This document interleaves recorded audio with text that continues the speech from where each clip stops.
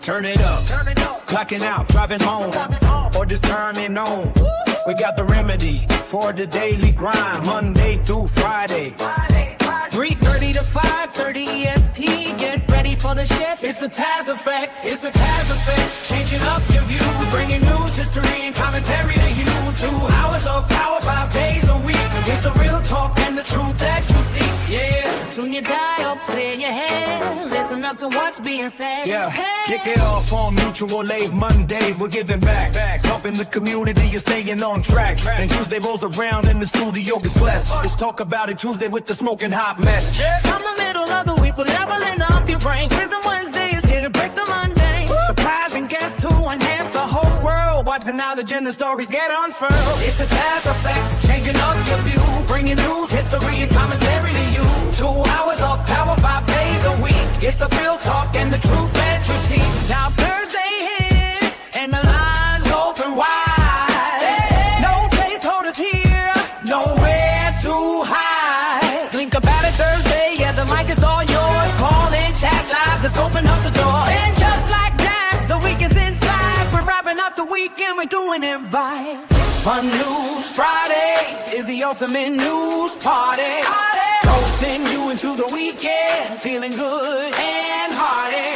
3:30 to 5:30, make it your daily check. Lock it in, turn it up. You just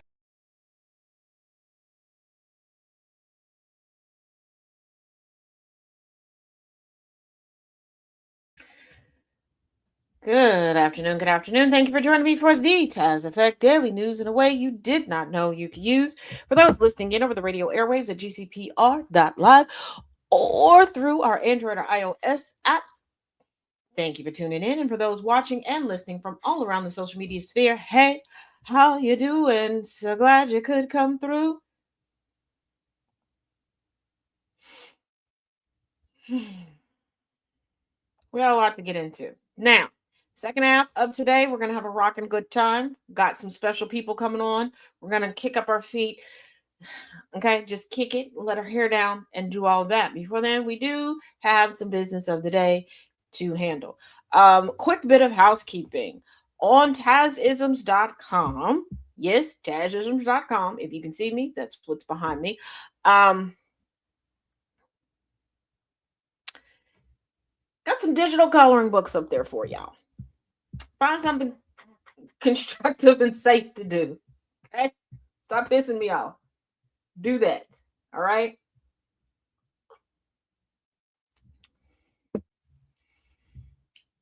They're downloadable. You can print them out. You'll have a rocking good time with them. Okay? Okay. So go get that. There is... I'm going to make sure it's still up here because they keep playing with my emotions. I will put it back up. I don't know why every so often they play with me, but there is another design. I guess I'm going to have to do it a different way and get it up there. But let's jump head for... My girls, yes, they will. Let's jump right in. FBI analyst fired from 20 election investigation after finding no evidence of fraud and alleging political motivation in probe. After reporting that the investigation into the 2020 election results in Fulton County, Georgia, lacked evidence and was politically motivated, 2 FBI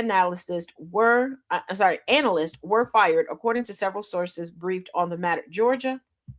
Hey, Merv, I'm gonna need y'all to thanks, Dragon. I need y'all to get it together, Georgia. Too many times in history, y'all not on the right side of it. Okay, you're not on the correct side of it. I need y'all to get it together. Okay, especially fall. Come on.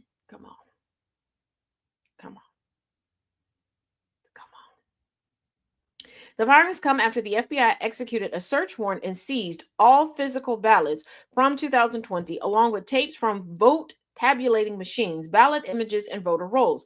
These actions were part of the FBI's attempts to review thousands of records, ordering 260 analysts to sift through voting data and ballots, which was a waste of taxpayer dollars.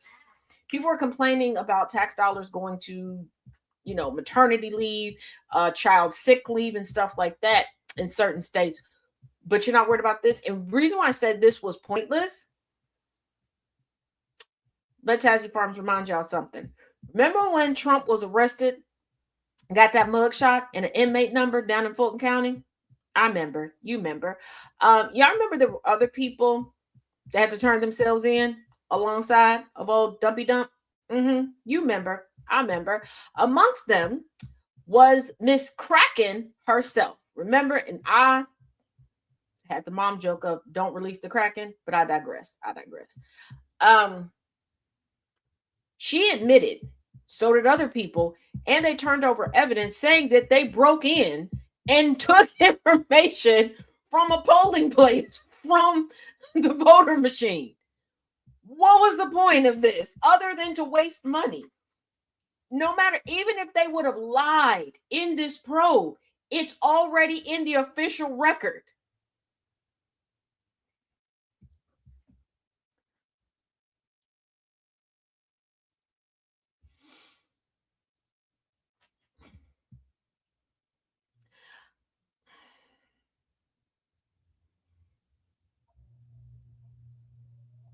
But you know, why not? And then we're just gonna fire people because firing them means that they can't talk. They got nothing else to lose. You don't already made them unemployed. Child, like one time when I was working for this woman, I'm laughing because she she fired me on some dumb stuff. I was the youngest person in the company, and there were only 2 black people in the whole company, right? And she fired me to cover up a mistake that she made. Mind you, the mistake completely out of my scope. Completely out of my scope. Would I've loved to have learned how to do those things? Yes. But I was quite a few years. And I'm talking about if they would have accelerated things and everything would have lined up, quite a few years from me getting to that level. Okay. This is when I worked for the company that did bank audits. The level of where that mistake was, I admit I was far from getting there. Wish I could have. Wish I could have. Because the whole research matter great to me. Child, listen. After she did that, because other entities, other financial institutes were like, "Hey, you should come and work for us. You should do this. You should do that." Cool. Like, of course, I'm entertaining the offers, but they really wanted dirt on her. I didn't realize how unlike she was, which made sense why she was using me for marketing purposes. But a year later, not only did her doors close, boy, the humbling was real. She had to go back to the company that she left to start her own business, and her former assistant, she was now the assistant for them. Again, all of y'all that keep getting fired from the DOJ and the FBI, we need y'all to talk. And those of y'all that got fired from the DOJ, you attorneys, come to the front. Can we get these class action lawsuits popping? Y'all got to stop letting this administration sue we the people. We have an ironclad, solid case. Okay? Y'all willing to come together? Okay? We got a wage case against them, mental health, physical health. Again, they have created a hostile environment for living, working, breathe, everything.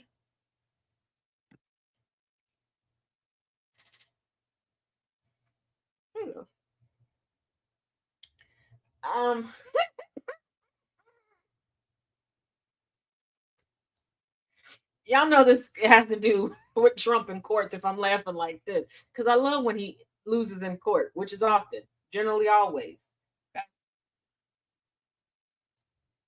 Appeals court rules Trump's EPA improperly ended billions of climate funding.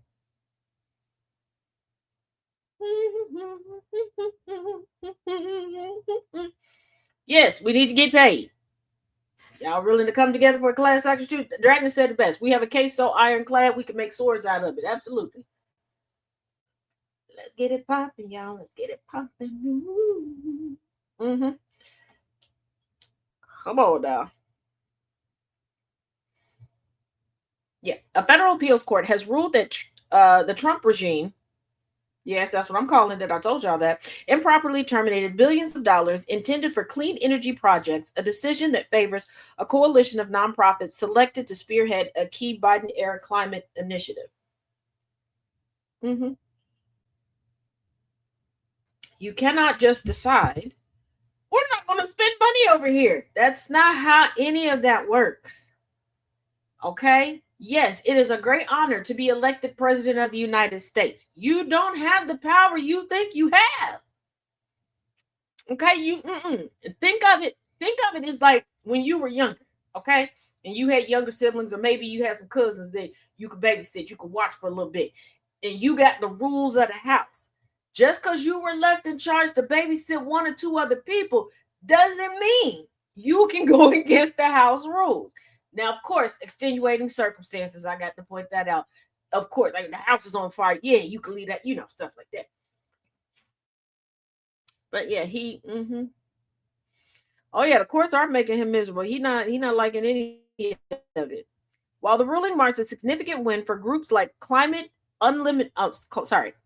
United Fund, they will not immediately access the funds. The decision will be temporarily paused, allowing the Environmental Protection Agency, the EPA, several days to consider an appeal to the Supreme Court. EPA, stop capitulating. Stop. Here's the thing. Because the federal government is made up of a conglomerate of just regular schmegular people, right? Meaning people who choose to sit on the correct side of history, people who don't, people who have a variety of ideologies. Okay, follow me here. Follow me. All right, come here.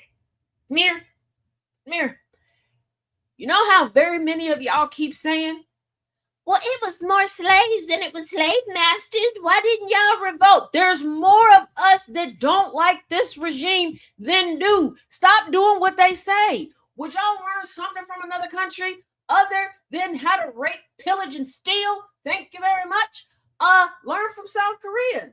Just don't do it. Learn from Italy. Don't show up. Learn from France. Show up and do all your work outside the office for the people and not for the profit.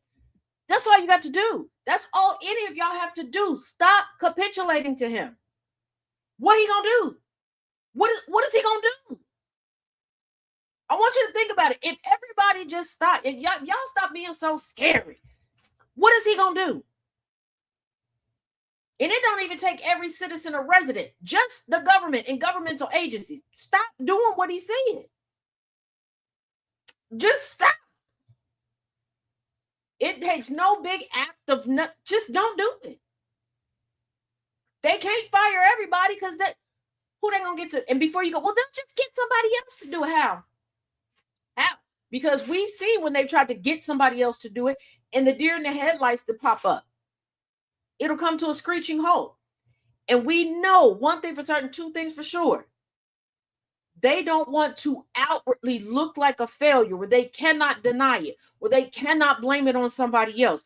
Because let's say worst case scenario, they decide, okay, nobody showed up to work in the federal government. So they're like, you know what, you're all fired. I want you to think about everything that would come to a screeching halt and who would they blame? Who would be left to blame? Because at this point, staffers of this regime don't want to be staffers of this regime. From the last administration till now, do you know how many books have come out with people telling on folks? Gresham, former press secretary for Trump, is like, yeah, no, let me tell y'all how crazy this bitch is. No. Oh, side note, speaking of Gresham, yes, keep up the smoke that y'all have for Bernie Moreno, and how because of smoke from the public, especially on social media, he finally decided to step up for his daughter. She was nowhere there, but whatever. I want y'all to have that same smoke for Trump. And why do I say that? Because Miller's ex before Emily Moreno was Gresham. This woman said in her book, and I'm paraphrasing, that the abuse got so bad that she would wake up in the morning and have panic attacks and be fearful because she knew during the course of the day she would have to see him. Trump and that administration knew. So keep that same energy. Keep that same damn energy. And if you missed it, yesterday when we were going over Not My Type by E. Jean Carroll.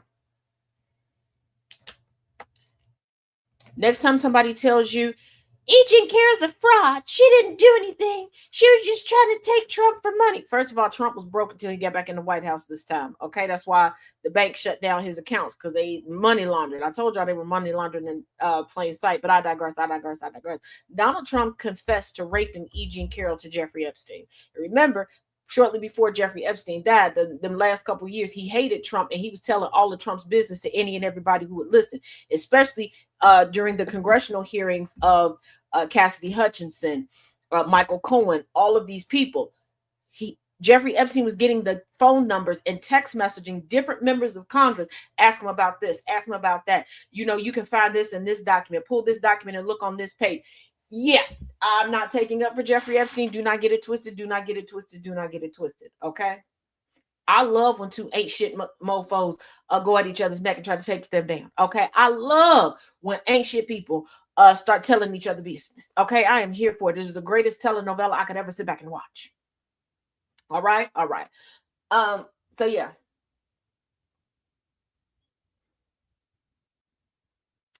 Gresham was also set to testify. Yes, that same Gresham. This is why I said give him the same amount. This is how close and great that she knew the details.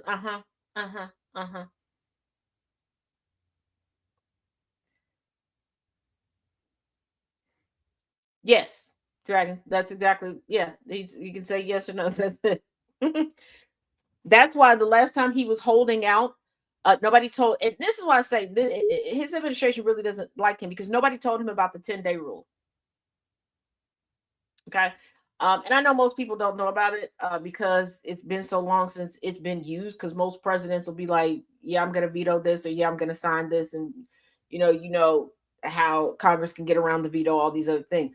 But if a president if Congress, both house sides, the House and the Senate, are like, yep, we like this bill. Woo woo, we took a vote. Yeah, it passed both houses. Yay, get it to the president. The president's like, I'm just not going to sign it. Not like, oh, the president looked at it and was like, hey, can we make these changes or whatever? Can you add this in it? No, just I'm not going to sign it. After 10 business days, it's codified into law. So when he was trying to hold out to force them to pass the SAVE Act, that's why nobody was making a big stink about it. And before you go, well, that doesn't mean that the GOP was on board with it. The GOP wasn't making a big stink about it either. Nobody went to Trump and was like, hey, ask for this change to reset the clock. No. No.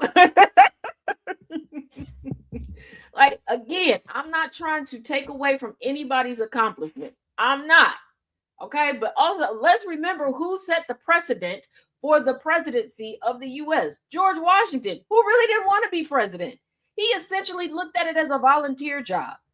And I love how they really picked and chose which things that he did to make standard for the presidency. Okay. Because they're like, well, it's tradition because of George Washington. I think there are a couple of other traditions you should have kept. Like maybe not giving the president a salary.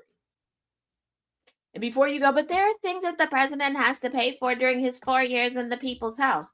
There's a way to get around it, to keep things uniform and to ensure that nobody could use the presidency to garner wealth. And before you go, there's the emoluments clause that Trump is wiping his tush kabush with right now. They should have given a stipend, and not a stipend that you actually get and you can dole out. You get a stipend, it goes into a budget, and then you can just move the numbers around. Where it's like, okay, this is how much will go for food. Oh, you don't need that much in food. Okay, where do you want this extra amount to go? Oh, to wardrobe, okay, or to this. And it will cut down on a whole lot of things. I truly believe it. But we should have been revisiting the Constitution every 20 years, making changes as our society changed. But again, we didn't want to do that. But George Washington, he was a volunteer, essentially. And he's just like, oh, we don't. He's like, oh, I'm here for it. Okay. Yeah, I get, I'm going to sit over here. Yeah, y'all. Yep. Again, not downplaying major accomplishment. There is a lot of work that goes into it, but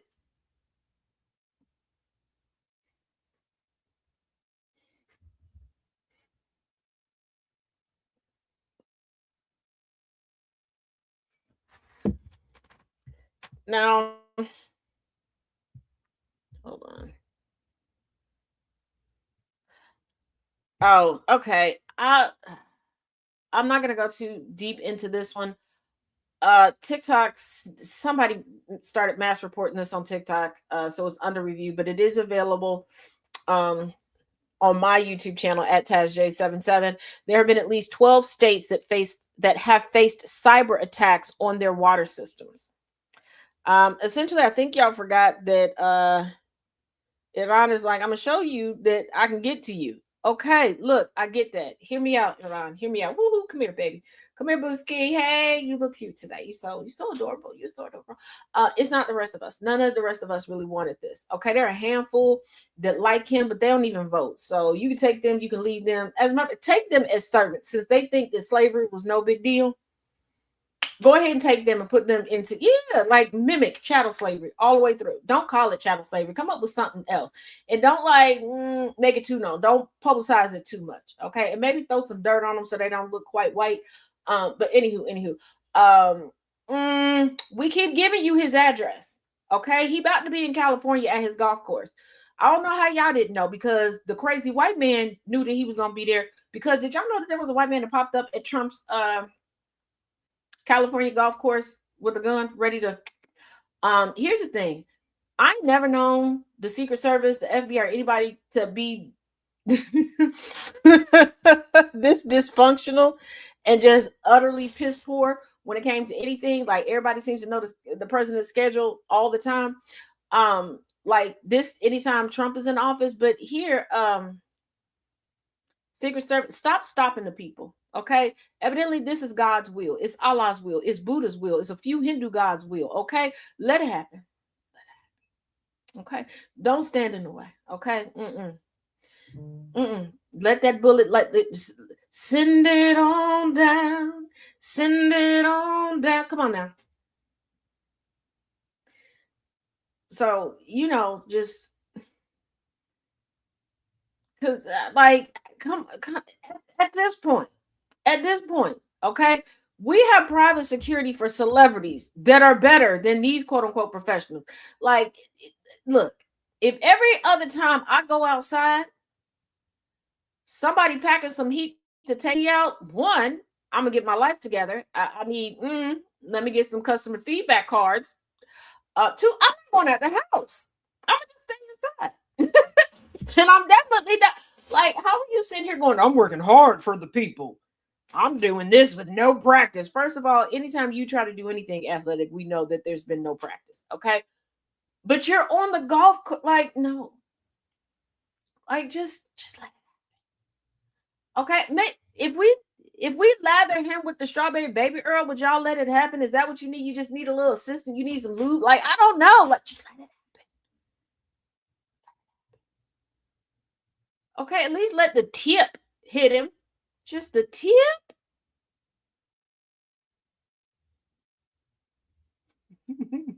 Every time you say Trump, I'm gonna send a toilet emoji to the chat. Hey, hey, Jay Thomas got a good game popping off. Every time we say Trump, put up a toilet emoji. Yes. I mean, just like his ear, yeah, Lisette, but can we rename the chesticle area ear?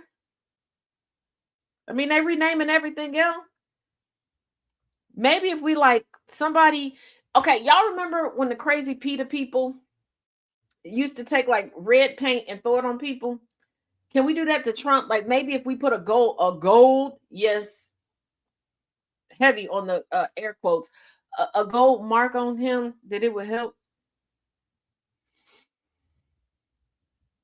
Asking for a friend over in Iran. Oh, Rand Paul is vaccinated while he's sitting there railing against Dr. Fauci. But you want to know who else that's been like Good, Mark. Yeah, it's a beacon on his head. You want to know who else has been railing against Dr. Anthony Fauci? But they sure did rely heavily on him. Now, you know the Millers, Stephen and Katie, they were part of the first Trump administration. They're part of this administration. Now, Katie Miller, I don't know if she gave birth yet or not, but she's pregnant during this administration. She was pregnant during the first administration. Surprise, surprise. At 10 weeks, that's when COVID dropped. Call the doctor. What should I do? Am I going to be okay? Dr. Fauci regularly checking in. They don't want to tell you that part of what was in the journal. Why they sitting there telling you, oh no, the vaccine was bad. That vaccine was real good to save your baby, huh?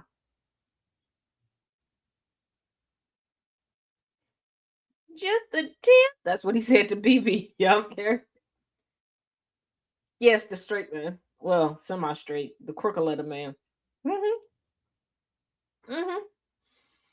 Yeah, Katie Miller and Stephen Miller was just a calling away.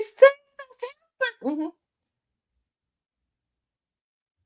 Just like walk with me down memory lane. Remember when Trump took credit for the vaccine that didn't even come from this country? See, at all the arguments that these patriots could have about the vaccine, I thought that they were going to complain about it coming from another country, but it was a white predominant country, so they're not going to do that. Yeah, did they forget that Trump survived COVID because of the vaccine? Oh, and that good old universal health care. Mm-hmm. Mm-hmm. Mm-hmm. Mm-hmm. Mm-hmm. Now, Trump survived COVID? Uh-huh. Did you like Trump surviving COVID? Uh-uh.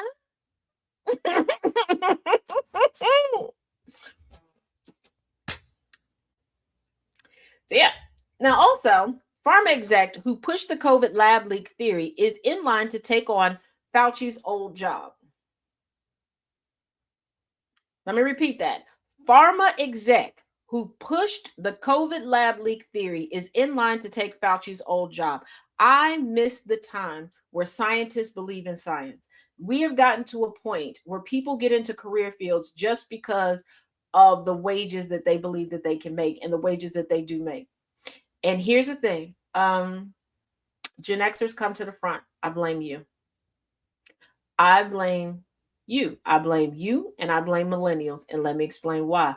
Far too many of y'all talk about base pay and not actually believing in the career field that you're going into, not caring if you're good at that field or not. Yes, it is good to have a livable wage, but we need people in positions that are really going to put in the work to be good at it and believe in science when it's a STEM-based profession. Like, why are you spending so many years in school to deny or the science you had to learn up to that point? I miss when the cuckoos were fired because their beliefs did not align with the safety of the public. A pharmaceutical executive who helped push the theory that COVID-19 came from a leak in a Chinese lab is in line to take Dr. Anthony Fauci's old job, according to a new report. Dr. Stephen Quay, the CEO of Atossa Therapeutics, which is developing a drug to treat breast cancer, is poised to become the director of the National Institute for Allergy and Infectious Diseases. Two people aware of the decision told Politico. Makes me think of Linda McMahon in education. Yes. Now, I want y'all to think. He's coming from a company that's developing a drug to treat breast cancer. Where does he think breast cancer popped up from?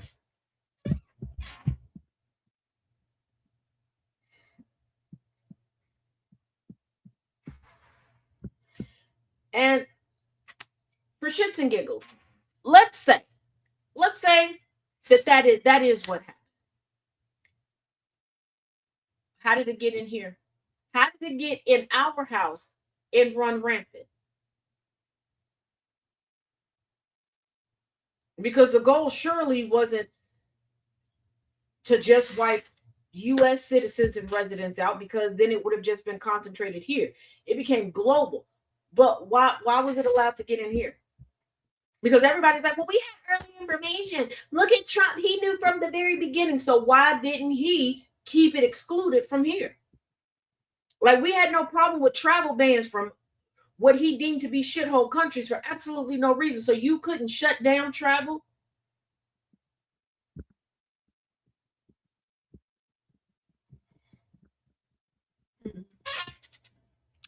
Fauci served in the role for nearly 40 years until he stepped down at the end of 2022 to pursue the next phase of my career, he said in a statement released in August of that year. Fauci became a household name during the COVID-19 pandemic as health officials scrambled to find the source of the outbreak and a vaccine to treat it. One unproven theory that quickly circulated was that the virus, which killed more than 1 million Americans, was leaked from the Wuhan Institute of Virology while scientists were researching bat coronavirus. Quay has written several books about COVID-19, including The Code as a Witness, which argues that the virus originated in a lab rather than in nature. Let me remind you, he is the CEO currently of Atossa Therapeutics that is currently developing a drug to treat breast cancer.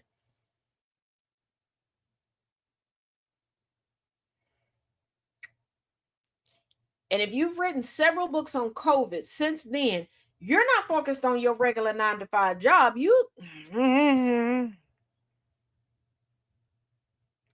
Quay had applied to be the director of the National Institute of Allergy and Infectious Diseases, but initially did not advance to the interview stage, according to one of the people familiar with the process who spoke to Politico.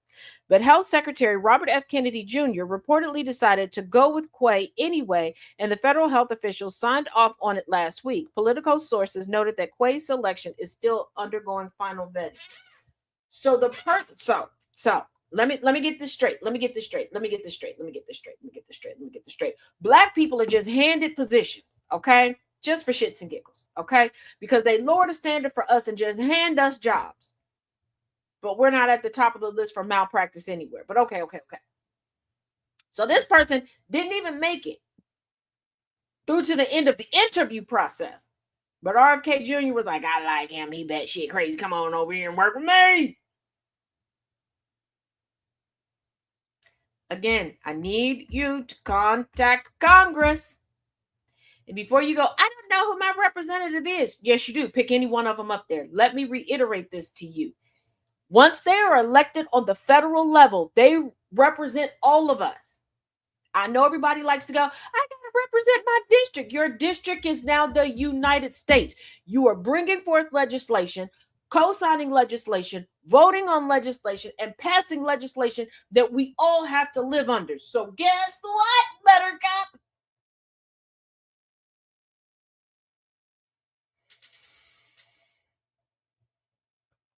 So Quay has ties to several prominent institutions, including the Massachusetts Institute of Technology and Stanford University School of Medicine, founded 6 startups, and invented 7 FDA-approved drugs, according to his website, but he does not have formal training in infectious diseases, Politico noted.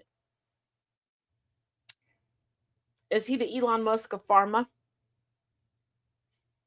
Because I love how they didn't say he graduated. He has ties to MIT and Stanford U medicine. He founded 6 startups and he invented 7 FDA approved drugs. I don't believe it. If you think you're like that, coronavirus could have just developed naturally. If it couldn't develop, you know what? Never mind. I'm not about to hurt my brain trying to.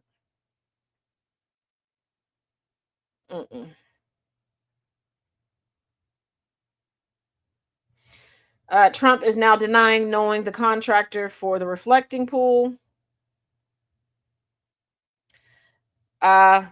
Republican representative, specifically MAGA representative Chuck Edwards, who's 65, was busted preying on young women with long letters and creepy gifts.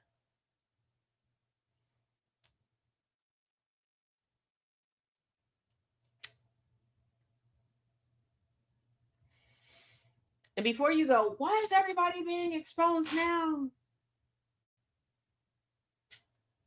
Because now a woman can get a job on merit. Just like a woman can get into a relationship based upon who she wants, women are now having the latitude to get jobs based upon their actual credentials. So yeah, he was writing creepy letters, long creepy letters, and giving inappropriate creepy gifts. At this point in time, dozens of judges have ruled that Trump has illegally stifled free speech. Brian Kohlberger, his desire to withdraw his plea agreement, that's virtually impossible. But he wrote out a handwritten letter to try to do so. Trump believes that he should be entitled to millions of dollars in public gifts. He claims that it was a joke, but we know Trump does not believe in gifts. Yes, Infernal.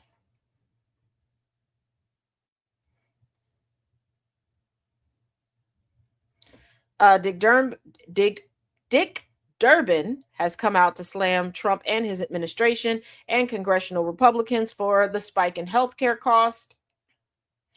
Did y'all know that Elon Musk had a rocket that crashed into the moon at 5,400 miles per hour? Well, now you know. Yeah.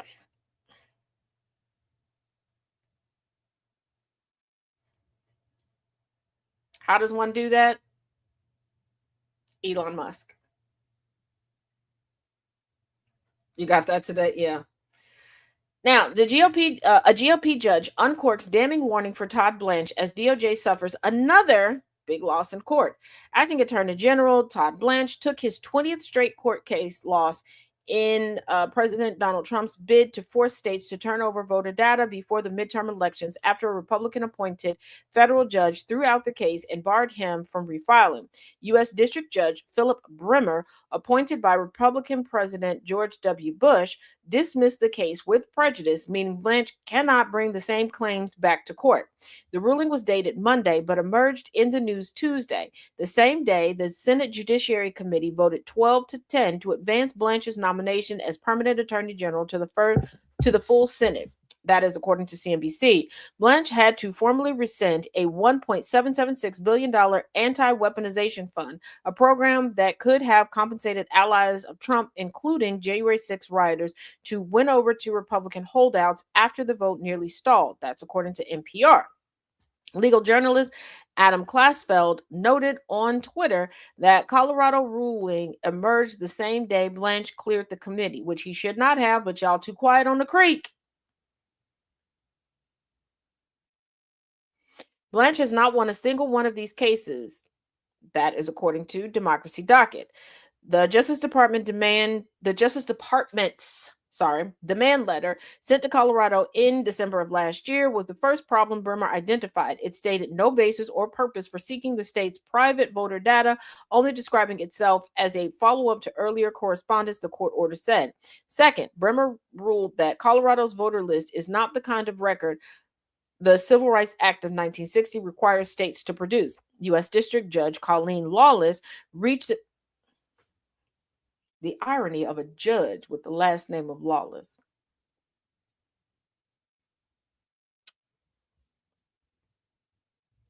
Yes, Nana, it was very good that it was unmanned.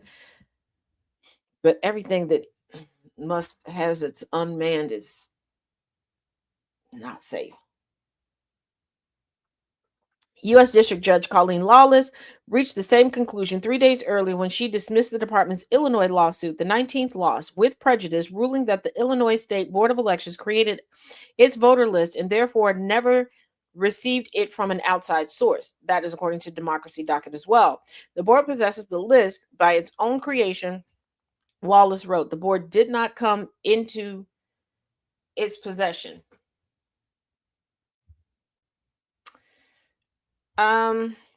White people, I'm gonna let you in on a little secret. You try to tell yourself that they looking for Negroes and the darker skins of Hispanics and Latinos. They not. Honey bunches of votes. They can pick us out real easy, real easy. Okay. They don't really need our assistance from us for that. Like, they can send some people and pick us out and make sure we don't vote. Okay, they can incarcerate us and on trumped up charges. Honey, they're looking for y'all. Okay, I told y'all this before. It's about to become McCarthyism 2.0. It's about to be McCarthyism 2.0. We're already getting to the point. Y'all remember when the one family hired some roofers and then called ICE on them to avoid paying for them? It's going to get to the point where we joke about the purge, but without the murder. People gonna be like, "Oh, I like that house," or "Oh, I want her job," and they're gonna start reporting people. There was a gentleman who, since COVID, has made like fake websites, fake hotline numbers to get people essentially to snitch on themselves. And there's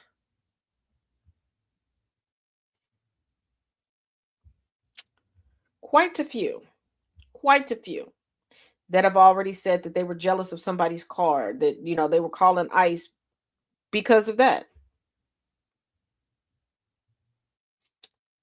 This ain't about us. Honey bunches of votes, you're the litmus test, not us. Not us. Mm-mm. They don't really care what us Negroes do.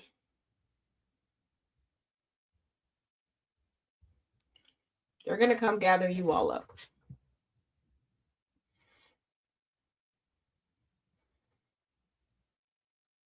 You have people that don't understand Abrahamic religions. You have people that don't understand that Catholicism is also Christianity. You're about to start seeing a war between the denominations. You're going to have people starting to say that it's their denomination that is the one true way. You're going to start to have people say that um, where their ancestry hails from, that's, they're the good ones, they're the better ones. Yeah, I've said it before, I've said it in my classes, I'm going to say it here. The hierarchy of race was never meant for a race of people, a family of people, a group of people to sit on top of it. It was meant for a single person to sit up there. And before you go, no, that's not true, then why teach and indoctrinate people into rugged individualism? That it's a dog eat dog world and eliminating one. Yeah, this is why there's so many categories. There are so many categories for white people. There's supposed to be one big community, right?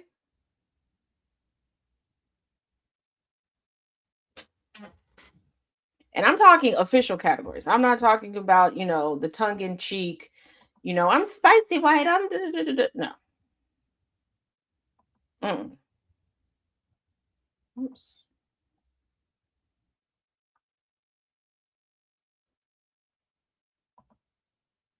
Mm-hmm.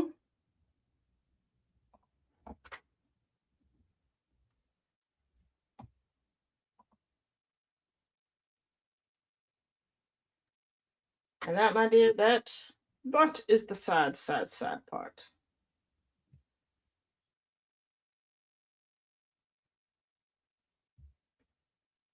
But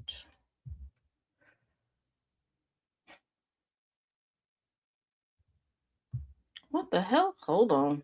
Wait a second.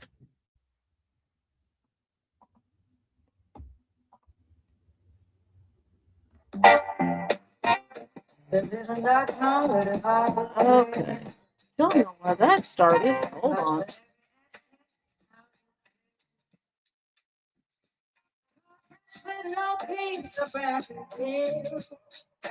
There we go. Okay. Things just want to play on their own. That was on a, wait a minute. I was going to say it's on a timer, should be playing. All right. So FAA investigating why a plane was allowed to take off as Trump's helicopter approached.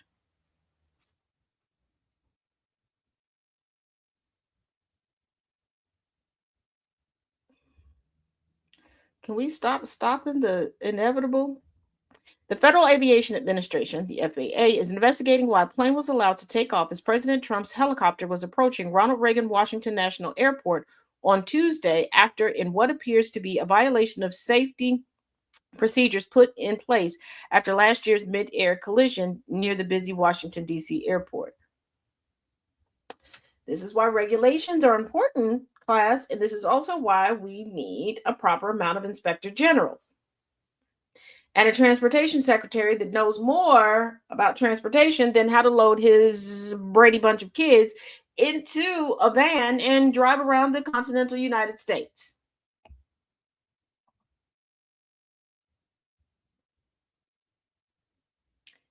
The incident occurred as Marine One left the White House for Andrews Air Force Base with the president aboard for the first leg of a West Coast trip.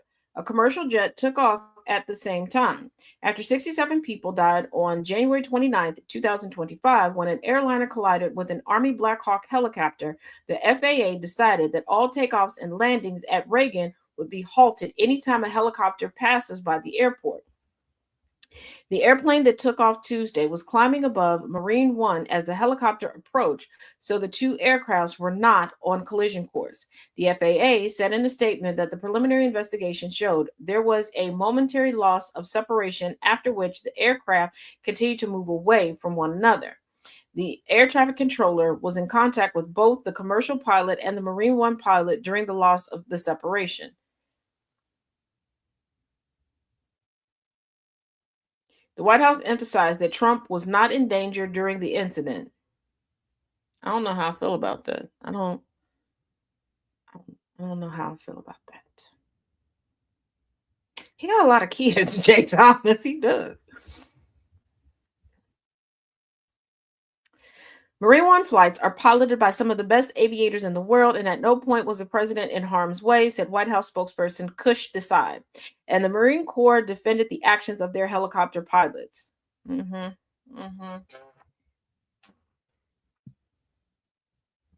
wasn't in danger at all. I don't know how I feel about that. And he was in contact with the air traffic control the whole time. Air traffic control. Okay, y'all were understaffed, underpaid, overworked. Ideal conditions. Catch what I'm putting down? Yeah. Use it to your advantage, allegedly.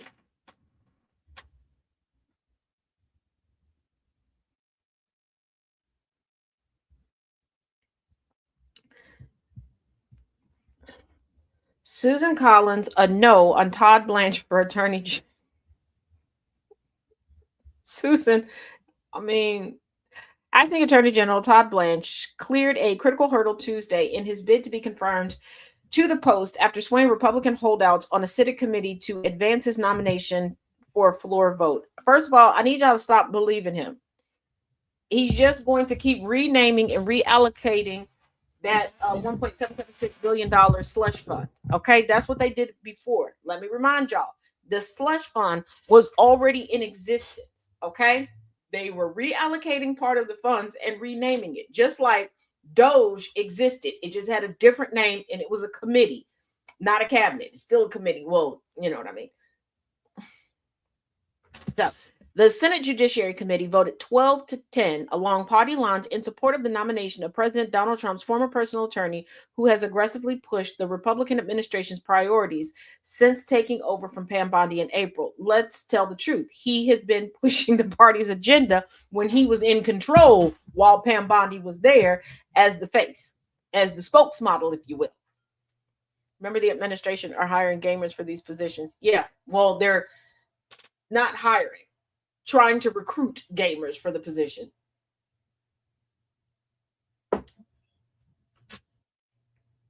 And and the gamers that would rock with Trump again wouldn't be voting for him.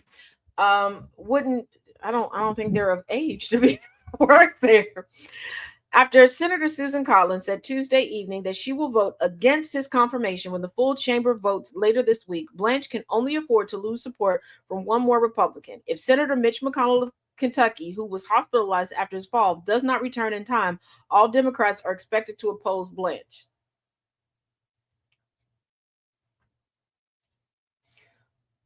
Who's going to fake the vote for Mitch McConnell? Which one of his staffers is going to do it? Whenever they announce Mitch McConnell's death, I need everybody to immediately call for an autopsy. We need to know the precise date and time of death. I need to know when it, not when it was called, when he officially became brain dead. Because personally, I believe that machines are keeping him alive right now. And I think the only reason they haven't called it so thus far is because it's too obvious. So, who's going to vote for Mitch McConnell? Who is going to cast that vote? Because, and before you go, but as the Speaker of the House and all of them said, you can't vote in abstention. They do it all the damn time, okay? They give y'all sound bites and they love to clip farm. They do it all. Speaker Johnson is the Grim Pooba of proxy voting. I don't want to hear about it. Who is going to vote for him? Because keep in mind, these are the same people who, yeah, I was on the phone with him for 2 hours. I was on the phone with him for 45 minutes. Yes, we discussed blah, blah, blah. Y'all ain't talk policy with Mitch McConnell that much when Mitch McConnell could walk around and talk. Because I promise you, if we ain't had a lengthy conversation, if we've never, quote unquote, talked shop, and then I end up in the hospital and you want to come and talk to me about work, even if I am dead, I'm lifting up in that bed because I'm going to smack the dog spittle out of you.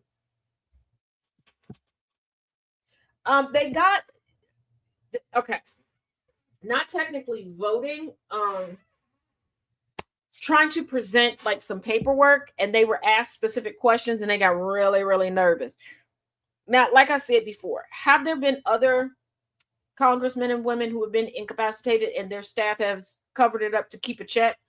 One time it was for the politician, to keep the check money coming in so that they could pay for the hospice facility that they were in. Not making excuses, just telling y'all what it was. But at this point, this is egregious. This is egregious. You've been a staffer for Mitch McConnell. You are going to be a hot commodity. You know, like, you have access to his Rolodex. He did, just like Dianne Feinstein's former staffers. They had the pick of the litter where they could go. They know they formed relationships with the who's who. I need you to think about it. These are people who've been sent to go talk to this person, that person, just like Cassidy Hutchinson was explaining, the people she got to hobnob with and how it helped her career and how she advanced and everything else. You've been a staffer for Mitch McConnell. Yeah. At this point, he can't talk for himself for 2 minutes. Exactly. So why hold? I wouldn't be telling the lie that he ain't dead, that he alive. I would be like, yeah, he dead. Okay. Who want to hire me now? And I'm going to need $5 more on the hour. Like, I need people to get it together. Keeping this up isn't going to work for the staffers. Now you're going to decrease your chances of staying in the political realm. You might be able, hey, Tony, you might be able to start over, but you're going from the bottom. You would have to go to like one of these school board elections and get on the staff for one of them. An alderman, an assemblyman, a congressman, a council member, something like that. But why, when you've already been working on Capitol Hill? Why tank yourself that way?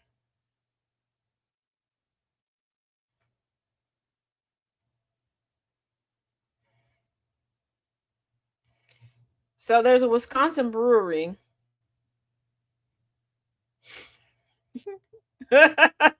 that's now like, hey, when they officially announced that Mitch is dead, come get a free beer.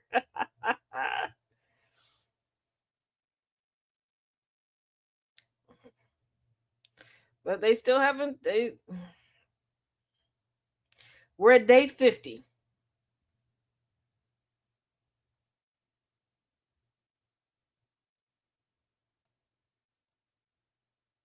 Day 50. Yeah, like we're at day 50. Just say he did. Just because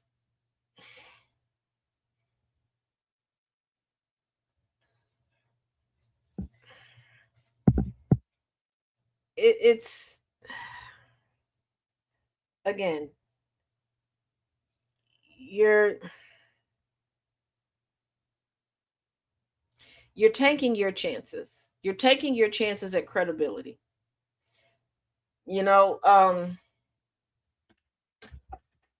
kind of like a couple years ago, there was a guy that decided to hop on TikTok and tell his story about spending time in prison for robbing the bank that he worked at. And then he was shocked that one, his platform didn't blow up because that's the only story he had. That was the only bit of content. He didn't have the creativity to garner a big following and then sustain it and make it marketable, right? So of course he had to try to get a job, and he was like, nobody's gonna hire me. You had a chance, okay? Whatever the agreement was, his charges and everything weren't public record. Like, he showed people how to verify his story. Okay, and there was like 6 different steps to get through to find the information, whatever. This is what they're doing. Yeah, I feel like he's been dead for a long time too, Carrie. So I don't know. I would not tank myself for the sake of any of these politics. You need a career after all of this. And before you go, well, Taz, they can write a book. Do you know how many books have been written about Trump? There are a few that for a period of time will, people will buy some copies. And a lot of these people buy the copies and don't read them. Now, I bought a couple of the books, but y'all know I've got the literature series. I read the books. And because I like to share little nuggets with y'all that doesn't get voted into the literature series. But even with that, like Cassidy Hutchinson, I don't know how many books she sold, but the best parts of her book, people were asking her about when she was doing her book tour. So after a while, it was kind of like when Brokeback Mountain and Titanic came out. People like myself were like, well, I'm not going to watch the movie because you told the plot. You told everything. Hey, Susan, you told everything. So again, how marketable could that be? How profitable could it be?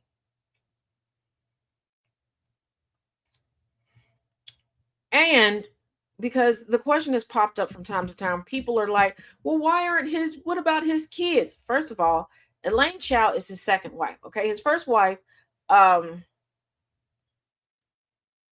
is Cheryl. Well, his first wife was Cheryl Redmond. That's who he has 3 children with. They were married from 1968 to 1980.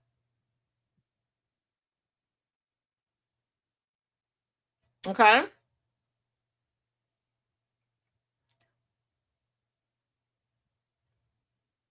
He hold on. When did he marry?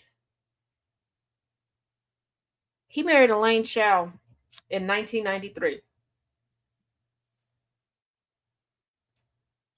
So many people, because I keep pointing this out. Everybody's like, well, what about his children? I'm like, you found out about his children. Generally, these people saying this have found out after I said that Ellie, the one daughter, shut down her social media. Y'all didn't know he had kids. But you expect these kids that presumably they've been estranged to do what? He's married. Newsflash, y'all. Once you get married, your children are no longer your next of kin. If your children are single, you would be their next of kin.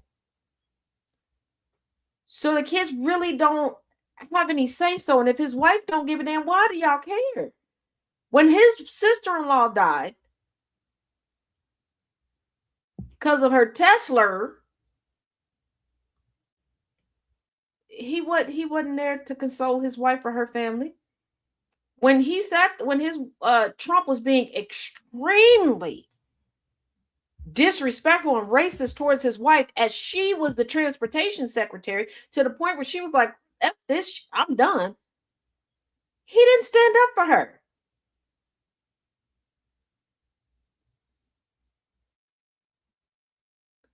Like, society, you got to stop this.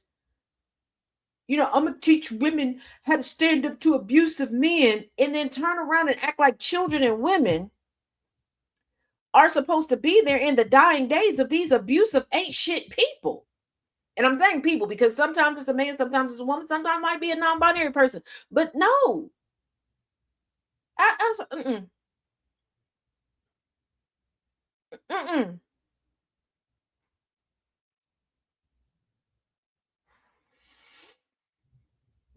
And also, Mr. Addison, In case you missed it, it's named after an uncle. Yes, his first name is Addison. Why he decided to go by Mitch, I don't freaking know. Okay, but that's the Addison. Whoops. Did not mean to click that. All righty, people. Before we get the second half of this party started, we have a new ad. Run the ad. Then we'll get this party started. All right. Division.com where the vibe is real. Merch for every aspect, how you feel.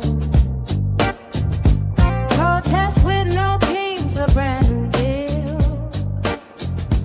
Unify with options that reveal. Show you are a king with melanated grace. Or an educated king with a royal face. Kiss your fishing, find your sacred space. Have a cup of cat booty coffee in that place. Tazisms.com, be gloriously true. Riding on your squeaky tank, brand new. Be gloriously original, through and through. Tazisms.com, be gloriously true.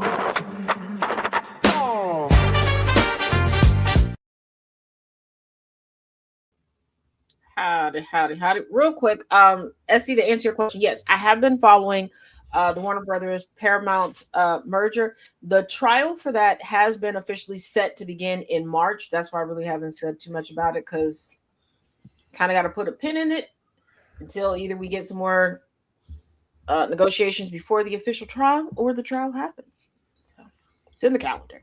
So joining me is Mr. Dragon, and of course, smoking hot mess just as fuck. Hello. So, and there she go. You love her. I love her. There you go. Hi, Christina.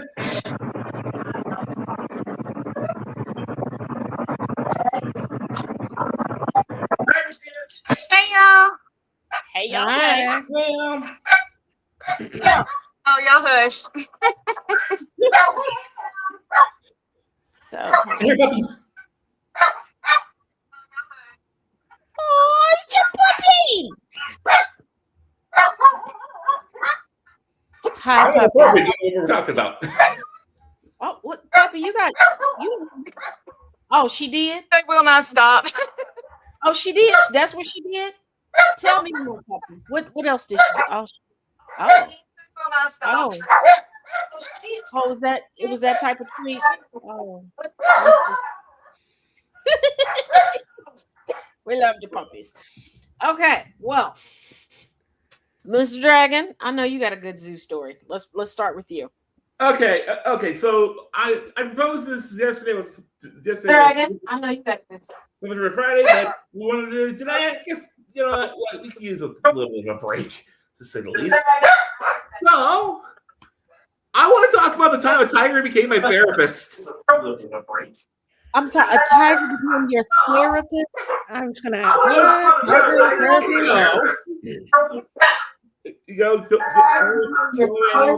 Is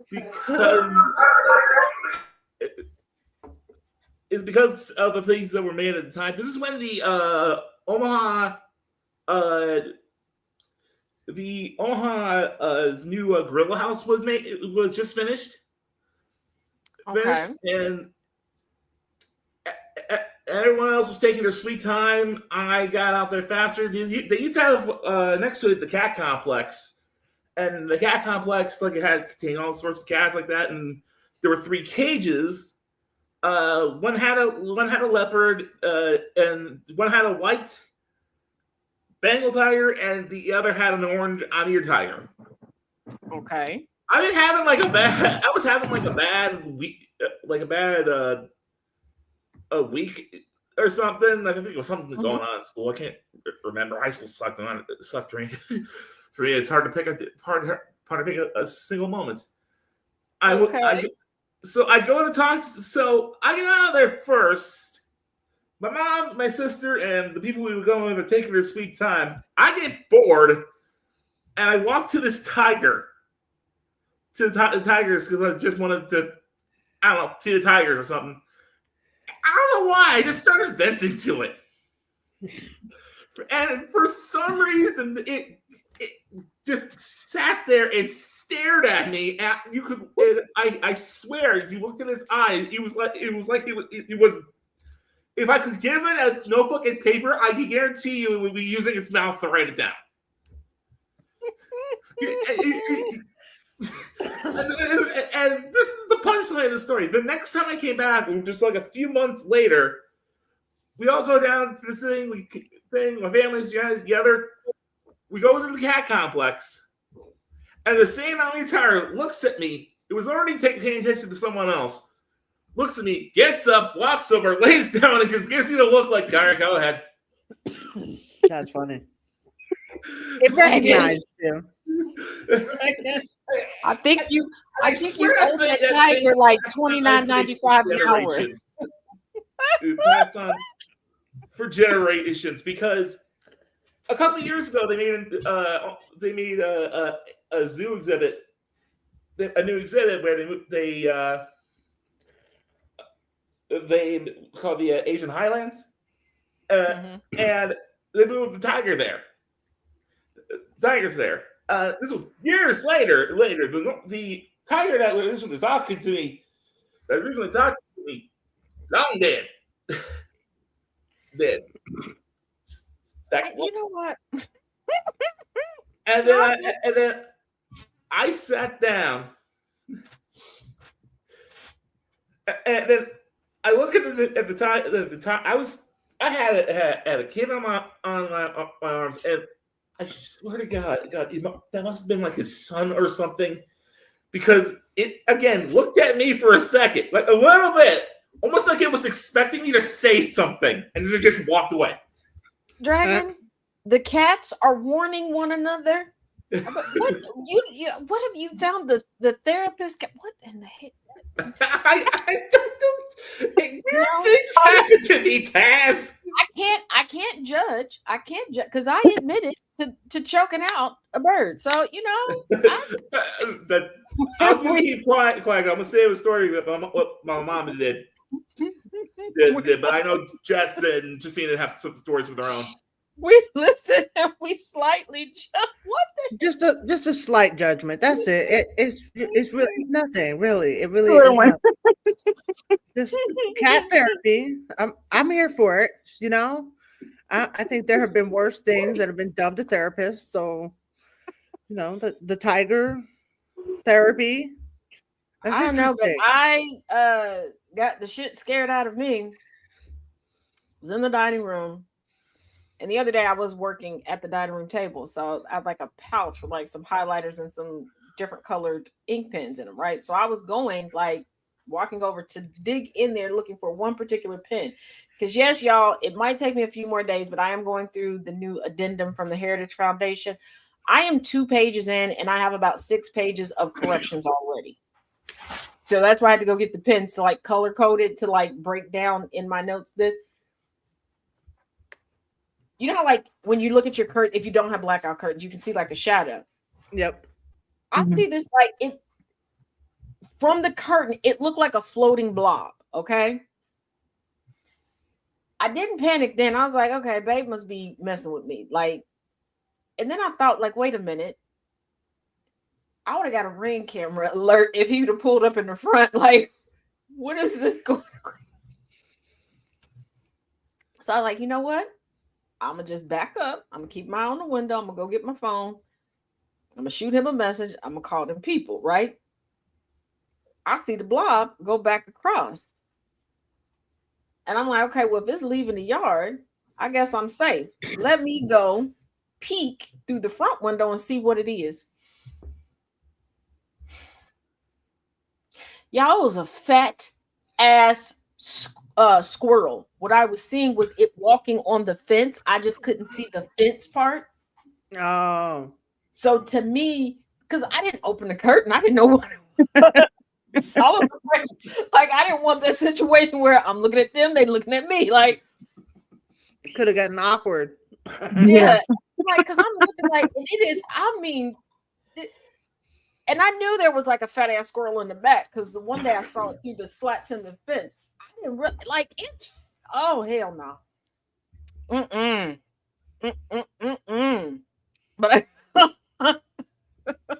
but I was about to just back on up into the office and shut the door. Now, small caveat before y'all ask, I was not about to wrestle with Harley Pup to get her in this office with me. Nope. If it was getting in the house, she was on her own. She was gonna have to get this Your job. She Sorry, I had to do it myself. That's one of the funniest things I've ever heard. Because I'll kid you not. And then I thought about it, like where I was at the table stand, I couldn't see the fence. I just big blob going past. Yep. And it was a squirrel the whole time. It was the squirrel. But on a bright note, I think, and I might say this, and then the cat tried to square with me tomorrow. But the one cat that for about a year and a half be looking at me like he wanna, or she, I don't know, wanna whoop my ass. I haven't seen him in a while, so I don't know if they found a home or what, or they just decided to give up on walking past the house and just staring up at me. Because I would go out to the mail. Well, this cat will come down to the bottom and just look up at me like, I see you. Because there was one time I sat outside. This cat came. I'm like, I ain't even that mad. I'm gonna go back in the house because I don't want no problems with you. I don't want no problems with you. You are not an aristocat. You something else.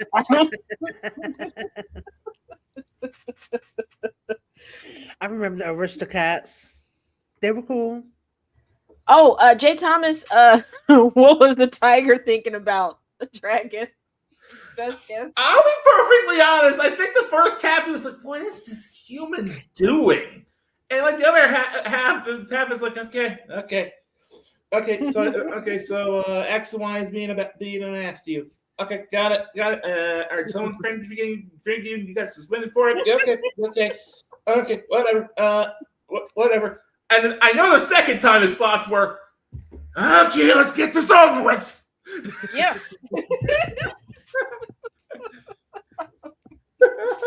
That is like I knew, like before. I don't know if the first thoughts entirely, because like I said, I can only imagine in my head him holding a pencil in his mouth in a notebook. But I know the second thought was, okay, let's get this over with. Like, we know this guy. He's gonna come through and start talking. We're gonna. Where were you going to therapy at? Oh, Zootopia. Zootopia MD. That's pretty. It's cheap. Zoo. Right. Oh, the Henley Royal Zoo office. So many wonders. I guess it's better than going to what was that Fraggle Rock? Oh, Fraggle Rock. That's it. I think some people, some of y'all, I leave. some of y'all substituted Fraggle for a different type of rock, and it shows, y'all. Definitely. Crackle Rock.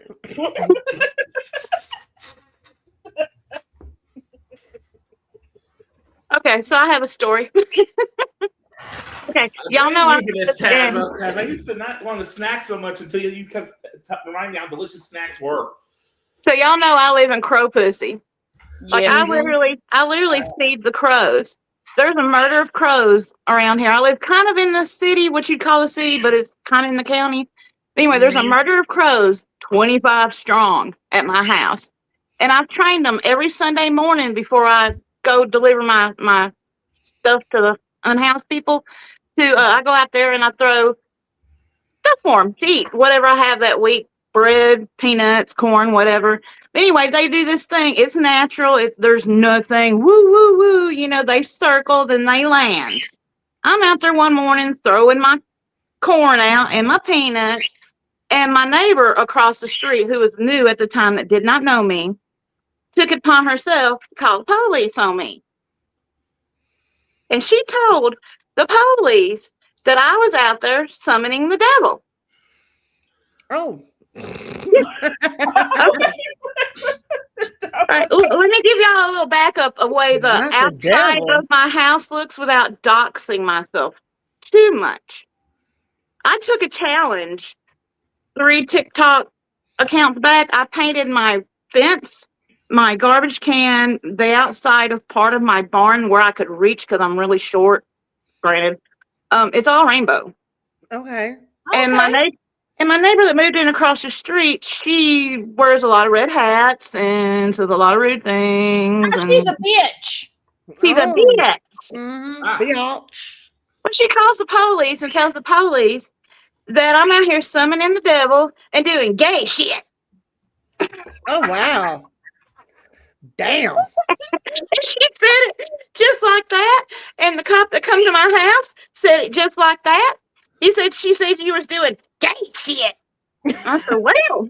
Something in the I'd love to ask her. See, I would have knocked on the door like, how do you know what summoning the devil looks like? So I let it drop. I let it drop. For 2 weeks, I let it drop. For 2 weeks, I worked 2 Sundays in a row. And the next Sunday, I made sure I fed them extra stuff. So there, not only did the crows come, we had raccoons during the day. That's not normally during the day out there. And she ended up calling the police again on me and told them again I was doing gay shit and worshiping the devil again. With the gay shit with the animals? Was it just girl animals? Just out here willy nilly calling the cops on That's a you. question. Slowly I turning so into many Disney princess questions. to me. I literally, when I fix breakfast for the older people on my road on Sunday mornings that can't get out and go to church and stuff because I know they're watching their church on their phones and whatever. But anyway, there's just a few of them on my road, and I decided I would try to make friends, and I carried her a biscuit and some sausage and gravy over there. She throwed it at me and told me she didn't want my gay gravy. Oh, wow. And that was the last I didn't. She's older, so I didn't want. I just kind of gay gravy is only shared between men. But Nana J said to tell you should have lit a candle and danced too. Well, I picked up my gay gravy. Do it next time. Picked up my gay gravy and just made a trail from her front door all the way to the road. And in here in Mississippi, everything's fire ants. Oh no! Yeah, because gay gravy that's shared between men, not women. Yeah, I understand if I'm making gay gravy.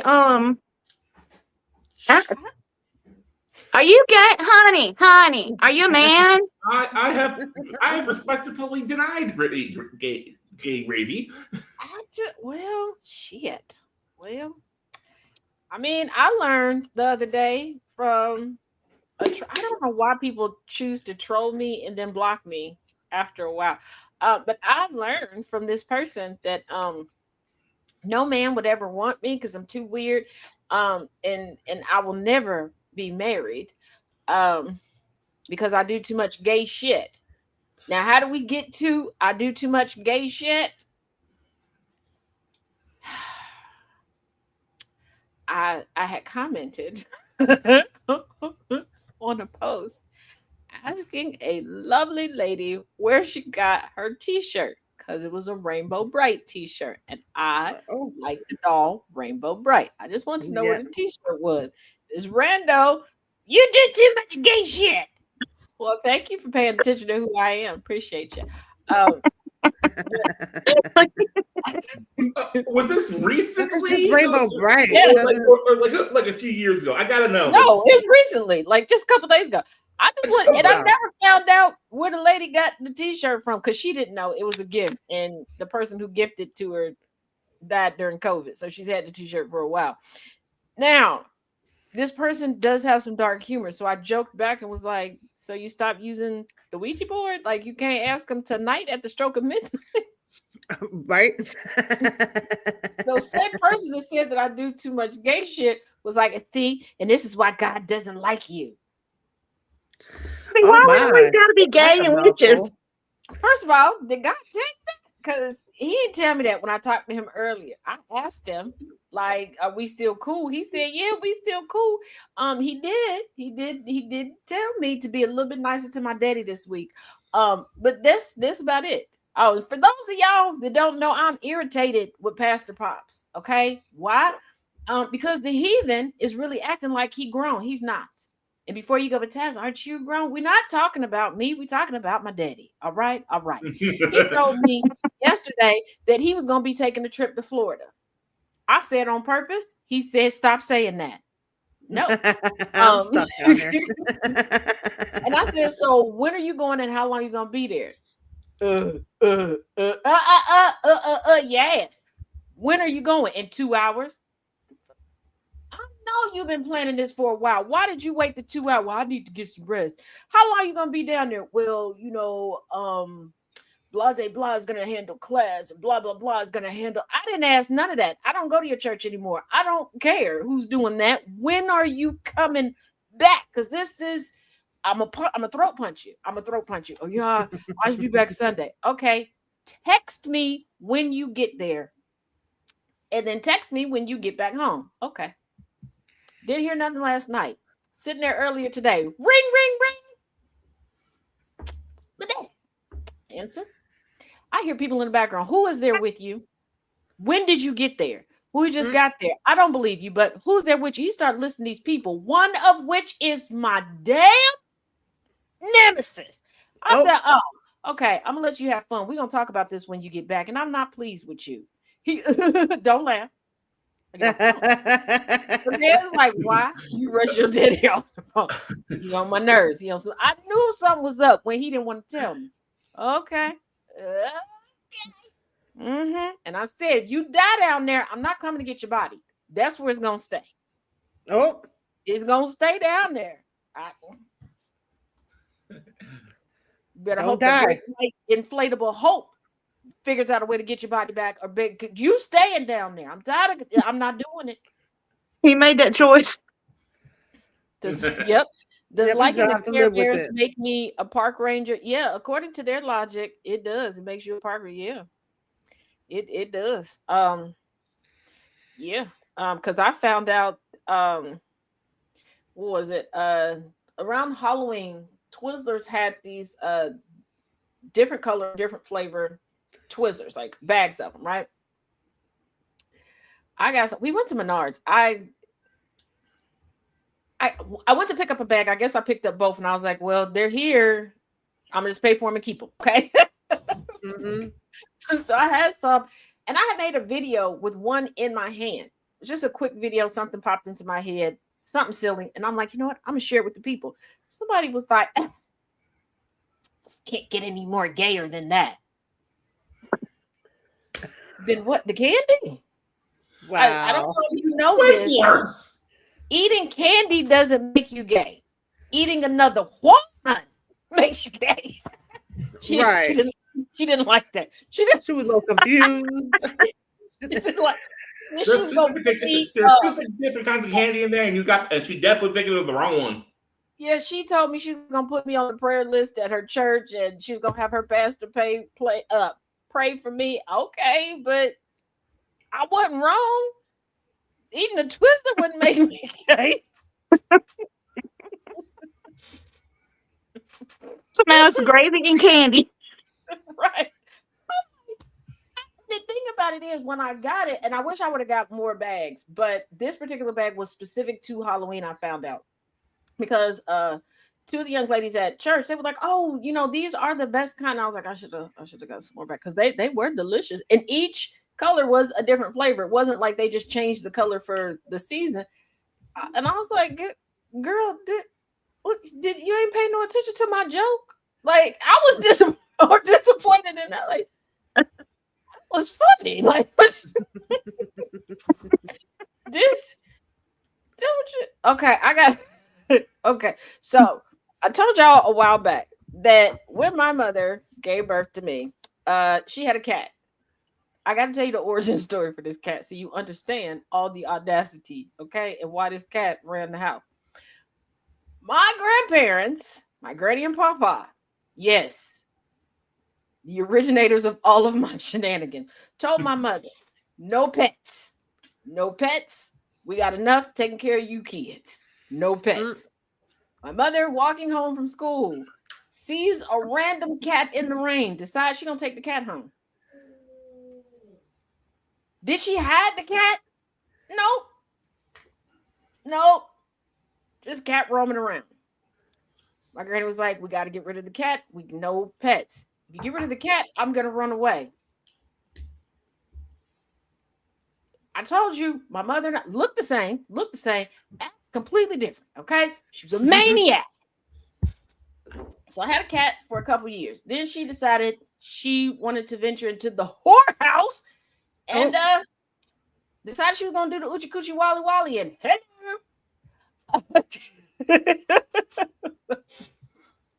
so I go home with my mother, obviously. Cat decides I'm its baby. Didn't give a damn about my mama. The cat started skippity papping the shit out of my mama.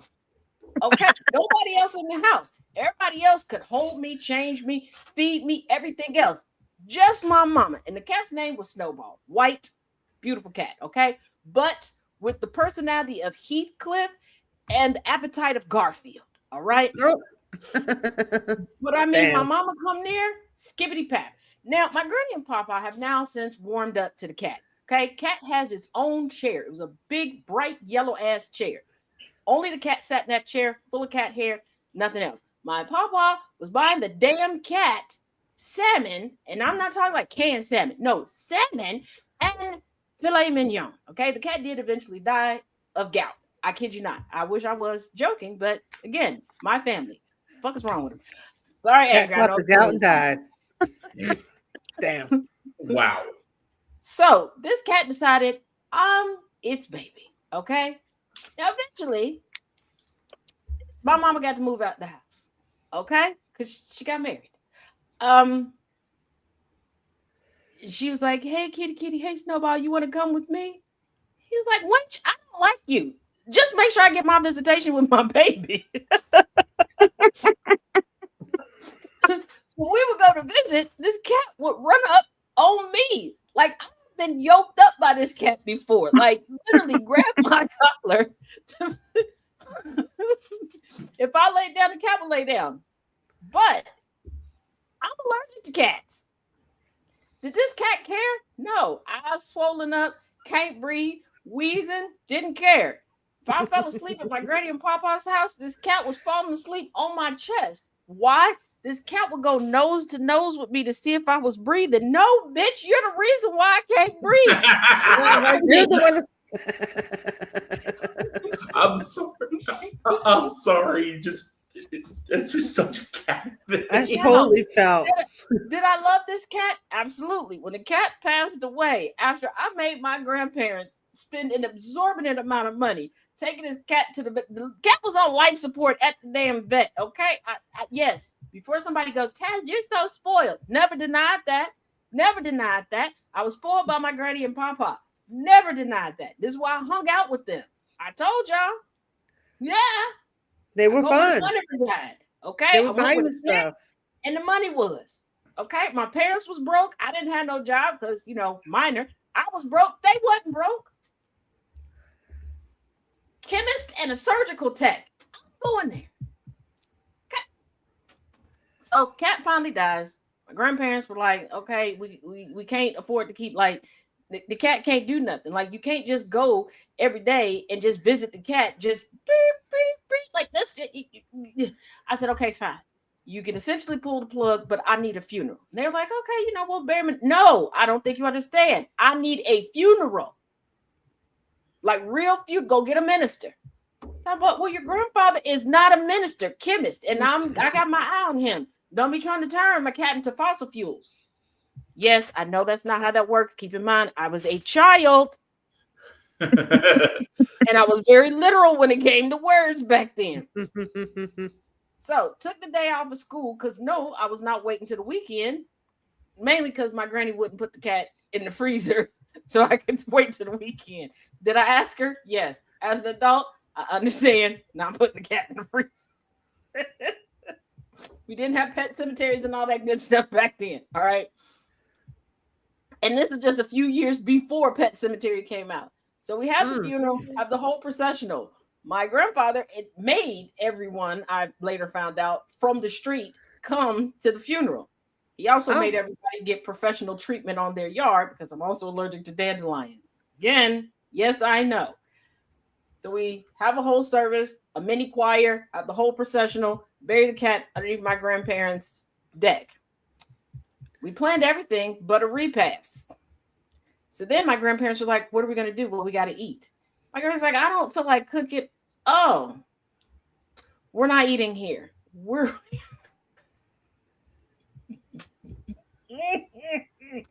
so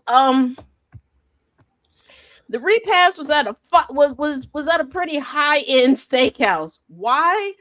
Because I told my granny and papa that my broken heart could be mended by a good hearty steak. Oh, okay. Taz was thinking ahead. We got the steak. Look, we got the steak. I'm here for the steak. Yes. And I said I needed steak. I said I needed surf and turf to pay homage to my poor cat parent. And my mother was like, y'all better not fall for this. But they did. Yep. Just like for my adoption day, I got a cake. What kind of cake? Red velvet? Red velvet. Yep. Okay. Yep. I can't. You better not get a grip's a grip and an A. Yeah, I was just like, you know what? I feel like this. My parents were like, stop asking your granny and papa for stuff in front of you. Okay, cool, bet. But it was because it was some points at time where like my parents would compete because like about a year and a half later, my mom got me a cat. Now, granted, I'm gonna tell you that this is one of the times I want to throat punch my mother. The cat didn't like anybody else in the family. Just so you? During my foray at Crystal Lake, yes, that Crystal Lake, when I called my granny and papa to come get me, I guess the cat went on a just not turn into Depot and go beat everybody's ass in the house. I love it. My mother was like, screw that.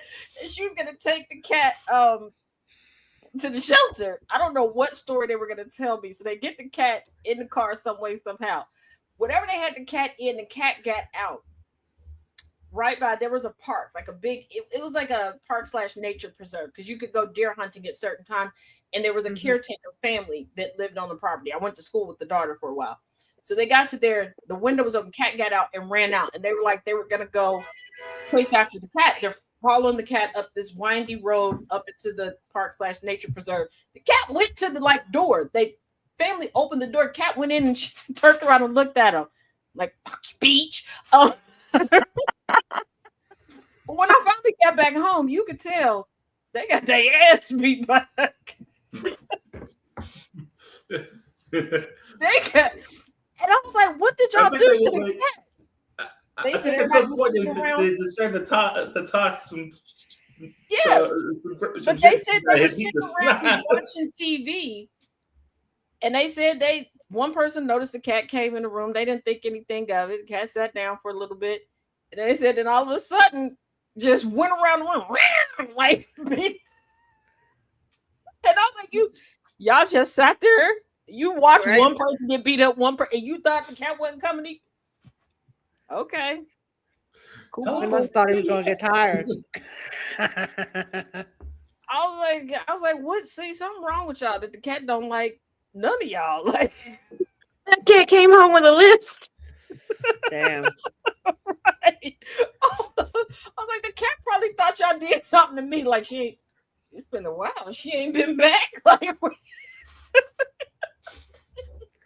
I had to hide my cat allergy from my mom. We had a cat named Mr. Meow when I was a kid. And yeah, so I hid the cat allergy. Like I would be all puffed up and stuff trying to wash my hands and make sure I didn't catch the allergies. Oh my God, it was crazy.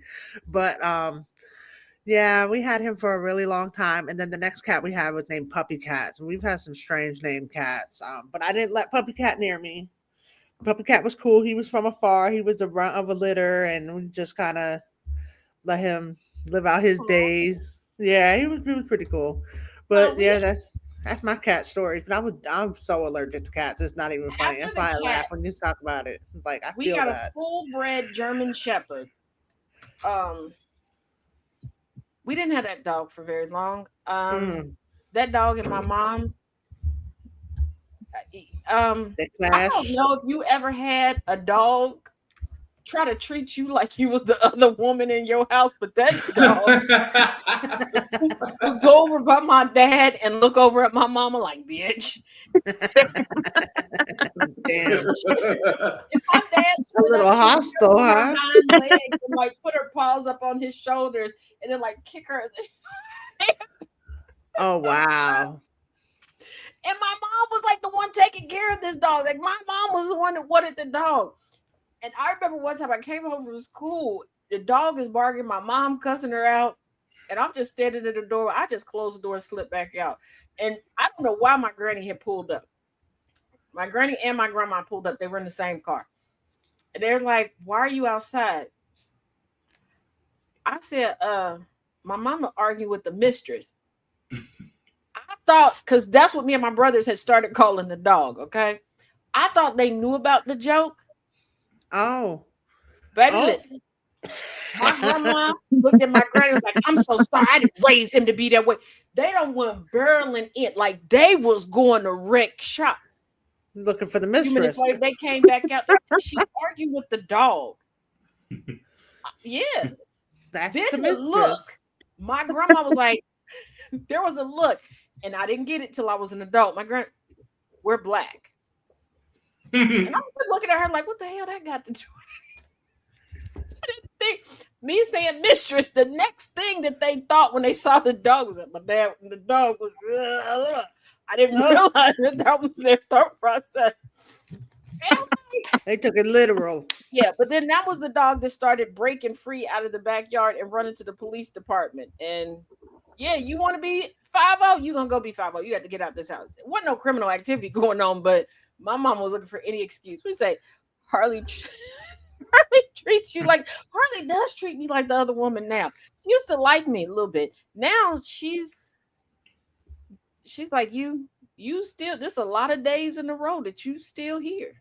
like, did you get lost? I don't want you to live here no more. And the Taz is like, too bad, I'm here. I'm here. I'm staying. Right. And I'm the one that's anywhere. nice to her. Like, girl, until it's time to get a bath. She cool till it's time to rinse off. Then it's off to the races. Mm-hmm. Harley is innocent. Some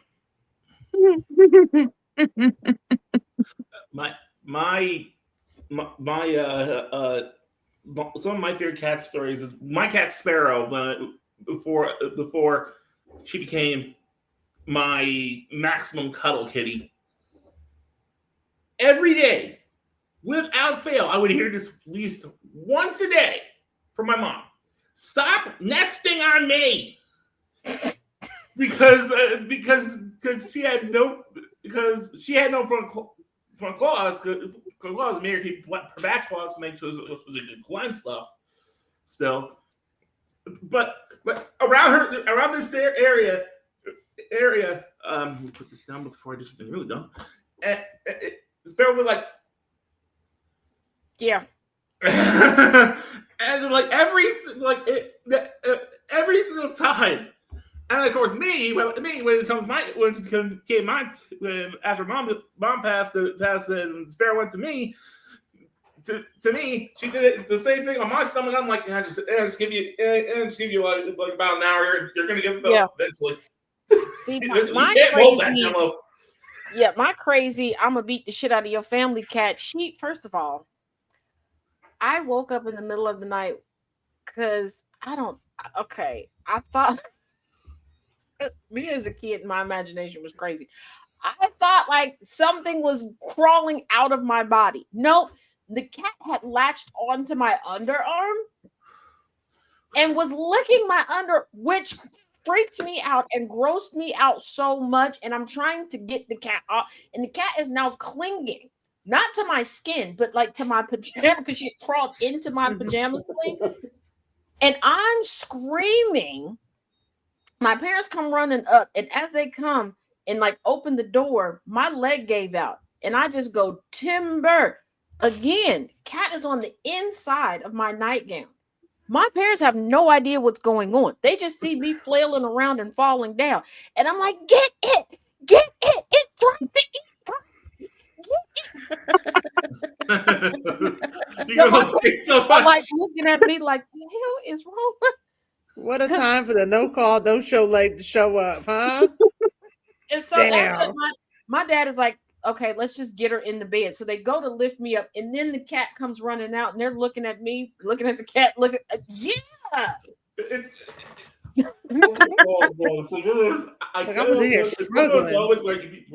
Where she had like a thought process in someone's mind, because I'm like, I would love to be the fly in their brain going like, wait. Yeah, but this was also during the time where for some reason everything was like scented for girls with strawberries and bananas and oranges and mangoes.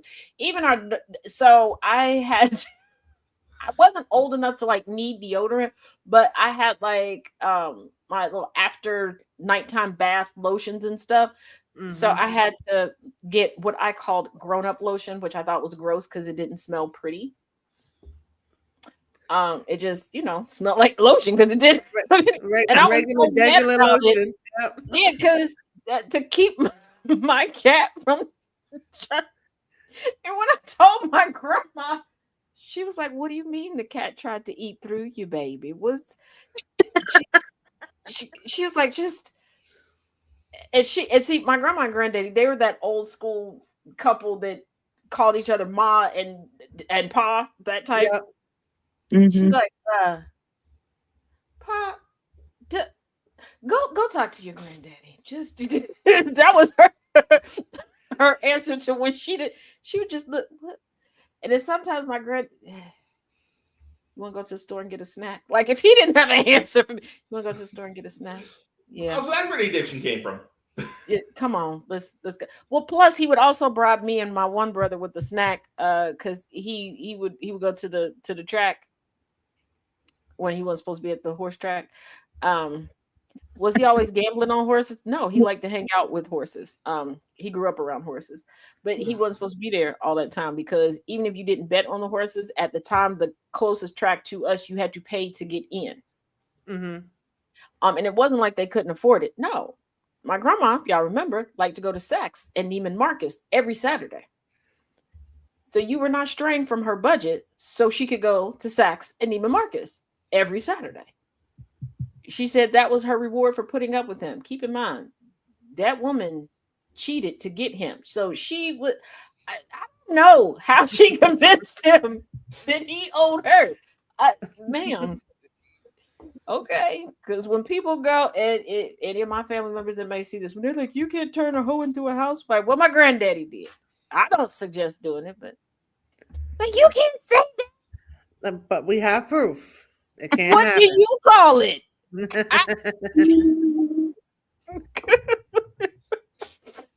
I'm telling you, nothing was more uncomfortable than sitting in my grandma's foyer, and this skinny old black man came up to me like, yeah, can you tell my son to come here? Now, my grandma did run a in-home daycare at the time, right? But most of the kids were her grandkids and a few kids from the block, right? And I'm like, which one of these kids belong to you? So I closed the door, locked it, ran to go get my uncle, talking about stranger danger. You didn't know. That's only natural. Mhm. Okay. And he was like, "Oh, that's your uncle's father." I said, "I know what granddaddy looks like, fool. Um, you do that stuff in that movie that they was watching." And he was like, "What movie?" "Crack. You must be doing crack. I know what granddaddy looked like." He's like, "Stuff. It's not polite to say people do crack." My mama said, "If they do crack and you say they do crack, that's polite because it's polite to tell the truth." And he's like, that is not what we mean by that. So my one uncle came downstairs and he was like, "Yeah, that's my dad." Now I knew they wasn't gonna tell me, so I had to wait for my one messy auntie to come home from school. When she did, "Hey, I need you You to had some questions. I was like, "I need you to explain something to me." She's like, "What am I explaining? Who's George?"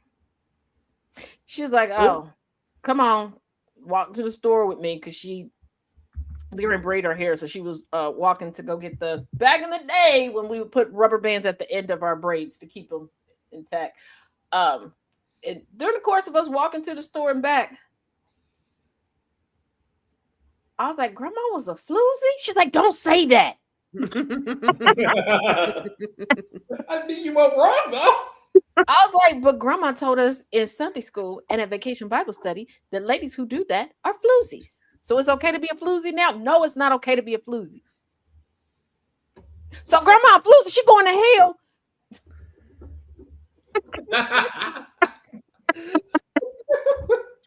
Not Again, to hell. I was a child. In my head, I was but you were a smart one. I was terrified for my grandma. And then 2 days later, she gave me a whooping. I don't even know what I got a whooping for. Then I was kind of happy she might end up in hell. I'm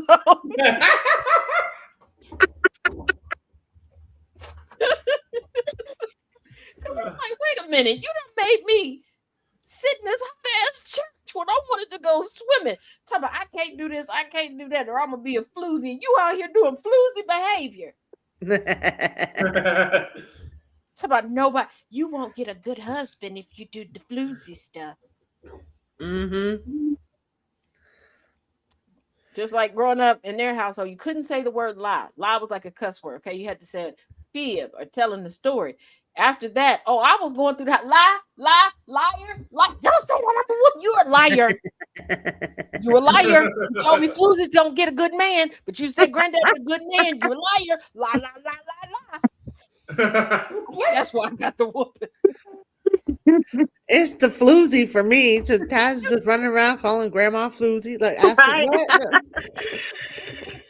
And here's the thing, I didn't even know that like it was that bad. Like I thought it was just like you know, cat, dog, red, blue, green, floozy. Floozy. And that's when I realized you gotta be careful what you tell her. And the name did you call her floozy after that woman? I didn't call her a floozy after the whooping. I did get another whooping in church. Like she didn't even take me all the way out the sanctuary. We just walked to the back door of the sanctuary, and she lit my little ass up. I was mad, and I was like, "Well, tell the pastor that you a Jezebel." That's the one I heard all the time. Jezebel. That was what my grandmother used. I think. Okay, what did you behind spent that time? I don't know if it was like that day we learned about Jezebel or that week or something. I don't know. Like my granddaddy was like the chairman of the deacon board. My grandma was like on every committee at the church. So if you were at grandma's house, granddaddy's like everything was about church. So I don't know if it was like that day or the night before. But yeah. That's funny. That is funny. I mean, and I didn't know this until a couple years ago. My one aunt told me that while she was giving me a whooping, I said so the church just gonna watch her abuse me. I'm telling the police on everybody.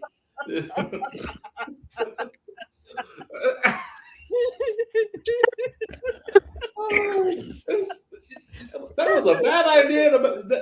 No matter what time and place you were in. Just like evidently I kept as a kid threatening to call CPS specifically on my mother. I got a nosebleed once. Nobody was around me. I had a growing up with my nose has been cauterized.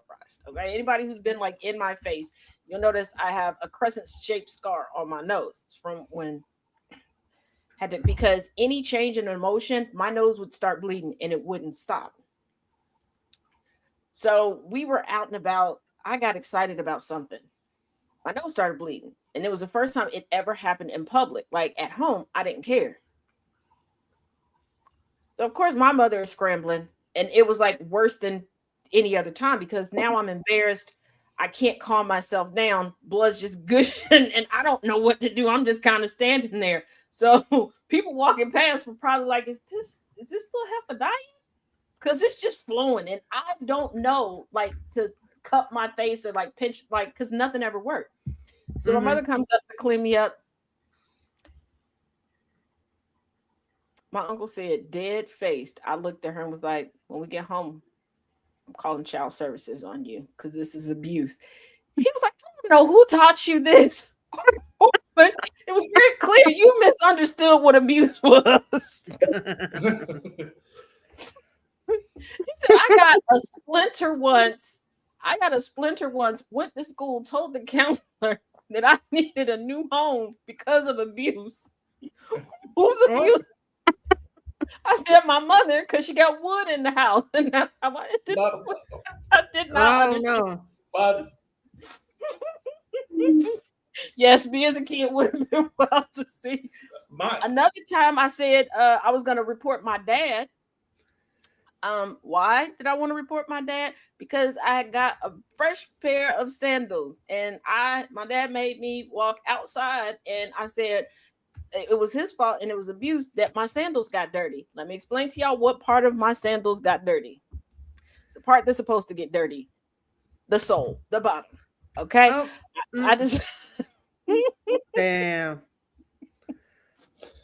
So I told my daddy that I wouldn't tell on him and I wouldn't call the police on him if he carried me around till we got back home. To keep the shoes clean. After I had him wipe them off. Oh, okay. What did he do? Just that. Because he was like, no. So what did I do? I fell out. I'm surprised my parents didn't just leave me somewhere. Like, Taz was dangerous as a child. Dangerous to everybody around her. Yeah. One of my favorite mom stories I've ever had since we're talking about parent punishments was one time when I got suspended from school. My mom knew my number one weakness. I hate yard work with a burning passion. I hate it so much. I hate working in the yard. I hate cutting the trees. I hate mowing the lawn. My mother, God bless her, said, not only are you grinding from the internet, here, why don't you step outside for a second? Okay, what do you need to do, Mom? Close, lock. I need you to clean up the trees, mow the lawn, and pick the garden for me. Thanks, bye. She closed and locked both the doors. If I wanted to get in, I would have to somehow find a way to sneak through a crawl space. And shocker, I was a big kid. That wasn't going to happen. If she would have done that to me, I promise you I'd have walked right around to the front and I'd have passed out on the lawn. I was like, you're going to put cases on your... I was going to put cases on everybody in the family. There was one time at a church picnic. Something happened. Oh, I was trying to go down the slide. My brace, it just stopped me. Like the brace wouldn't let me slide. So I stopped and then up because I couldn't bend my knee when the brace was locked and literally tumbled down the slide. Now, everybody before that was given a little, like the little Huggy juice, little barrel juices, was given one. They thought that mine was red. And I was like, no, one, I didn't open mine yet. And mine was green because I had blood coming from my mouth. And I was like, no, it's okay. Just help me up. I started to walk away. They said, "Where are you walking?" There's a payphone at the front of the park. I'm going to call. I was gonna snitch. I told you I'm not ride or die. I'm not. I'm telling.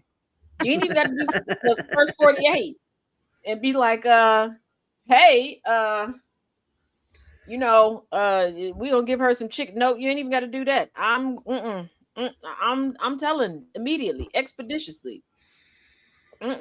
We we not doing that at all. Nope. You ain't got to worry about it. I'm not doing it. Now, my mom did have no. It was my dad's friend. Mm-hmm. Had this big huge.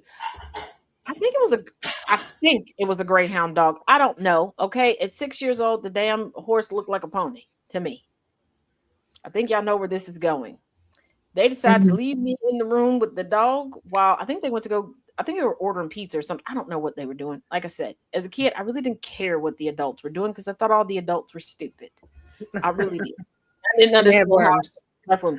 So I decided to get up on the couch. And I was going to do like they do in the Westerns and leap and jump onto the back of my trusty steed, aka the horse. Want to know what I did? Calculate? No saddle. No reins. No training whatsoever. No training. A brace where my leg can't bend. And the dog deciding not to stay still.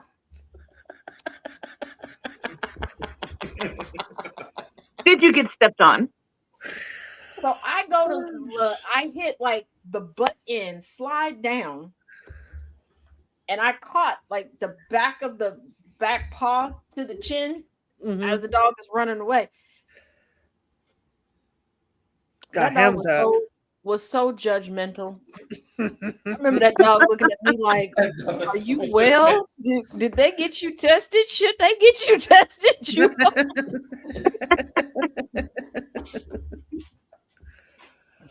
I had a zoo story. We were talking about zoos, and so I grew up in Connecticut, and every summer we would go on trips. My dad would be the driver. He was the road trip dude. My mom would lay down in the back seat, and my sister and I would fight over the front seat. Well, on this particular trip, we went somewhere in Maine, but we wound up at a zoo. And back in the 80s, they used to let you ride some of the animals, and the elephant was one of the animals you could ride on. And so we waited to get on this elephant, and it was like there was like a barrier on top of the elephant that like maybe 5 or 6 kids could sit in. So okay. My sister and I, so kind of, like you were like strapped in or whatever. But anyhow, so my sister and I are on this. We're like, I don't know, 5 and 7. And there were other kids, and the other kids are fine, right? The elephant starts moving, and me and my sister lose our shit, like, because it wasn't stable. Like, we were swaying and stuff, and I was scared as shit. My sister started screaming, so I followed her, and I was screaming. They had to turn the elephant back, bring us back to the thing. Yes, a couple of fucking bullshit ass white girls not knowing how to act on an elephant. They had to stop the ride, let us off the elephant. My mom was so mortified that she left. She was like, "Okay, we're leaving." We were like somewhere up in Maine from Connecticut, and she was like, "Okay, y'all don't know how to act. We're leaving." Got in the car, had my daddy drive up to all these spots. Well, we went back to the hotel, picked up our shit, and then we pulled up to every spot that we were supposed to go to. You see this? Well, we're not going. We didn't know how to act. So we were pulling up to all the golf carts, like the mini golf places, the cool hotels with pools out of it and stuff like that. You see this? Well, we were coming, and now we're not because you don't know how to act. I mean, we're here now. I know how to act. The whole way from Maine back to Connecticut, it was, I'll tell you, probably one of the longest road trips we ever took to go nowhere.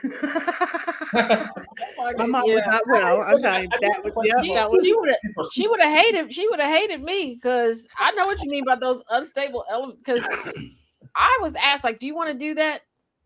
And my granny was like, "Do not put her on there." They're like, "You think she's going to be afraid?" I think she's going to steal the elephant. Yeah, it was scary. I remember it to this day. It was really scary. Like it wasn't stable at all. And I was just looking over. I thought we were gonna fall off that thing. Yeah, it's just like I always wanted to do the hot air balloon thing until I learned how they land. Because that's one thing that used to perplex me. I used to live in an area where they used to have a hot air balloon festival. I never physically went to the festival because I lived so close that you could see them take off and go That must overhead. have been cool though. Yeah. But I didn't know where they landed, so I never got a chance to see, how it was. Some people recorded it to show people because they're like, hey, because people were panicking and they're like, that can be dangerous here, so you can see. And I was like, no. And then recently, a hot air balloon landed on somebody's car.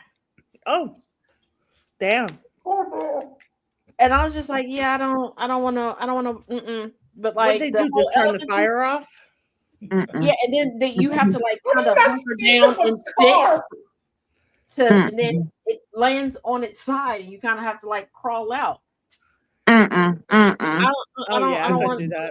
But like the other thing, I've seen like the little basket thing that people are in, and I don't know. I was just like, that doesn't seem like it's the right size to be on the elephant. That just, to me, it just looks like it's just gonna slide right off, land on people's property. Where you go, oh dang, whiskey, I didn't know that.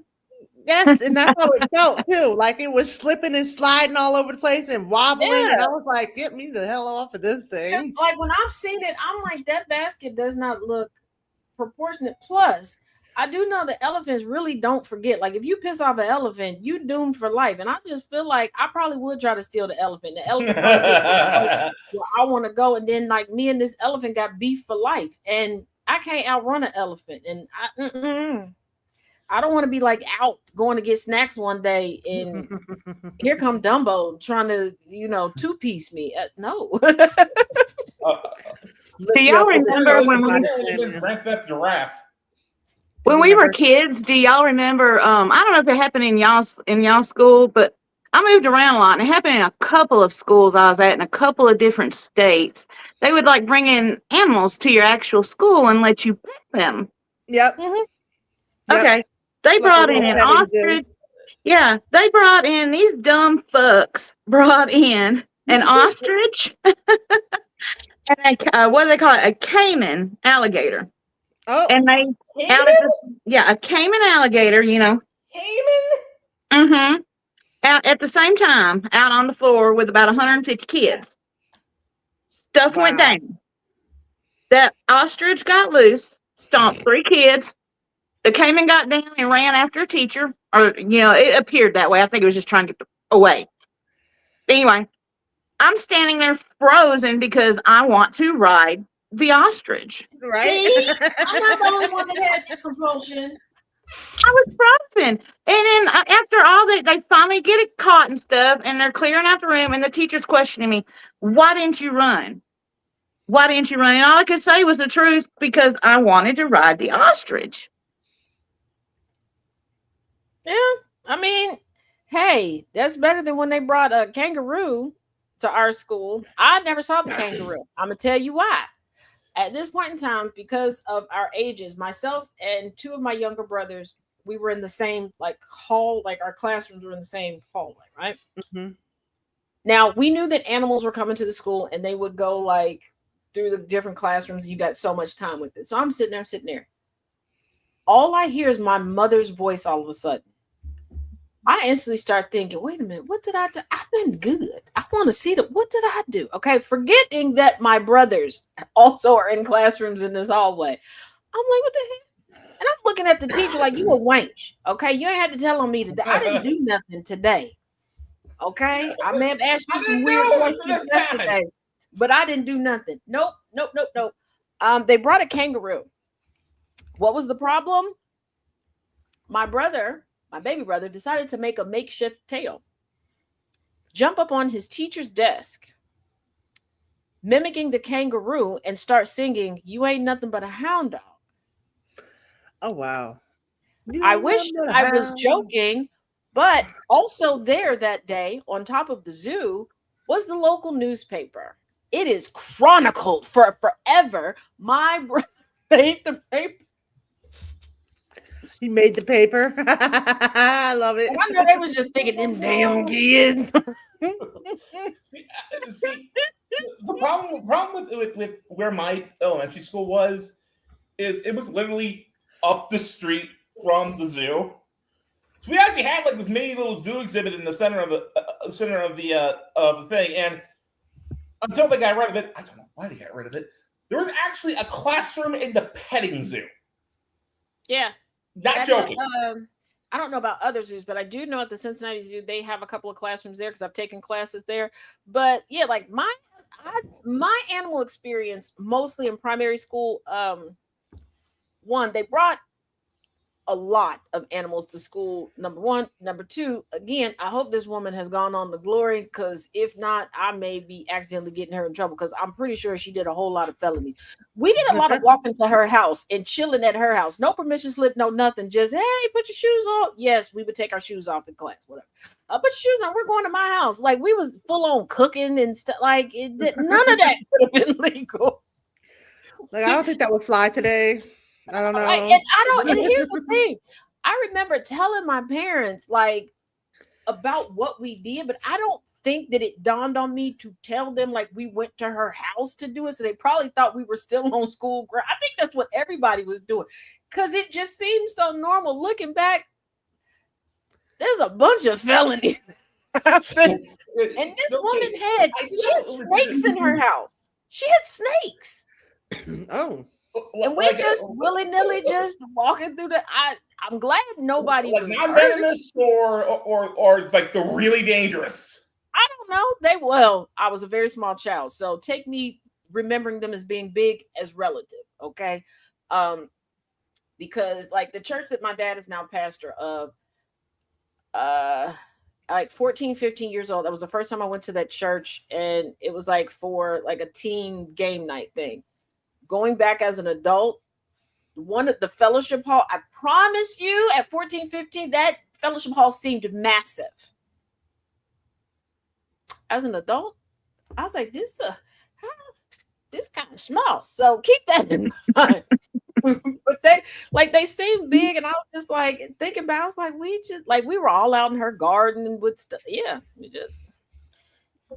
Her dog was like, if Cujo was a zombie, that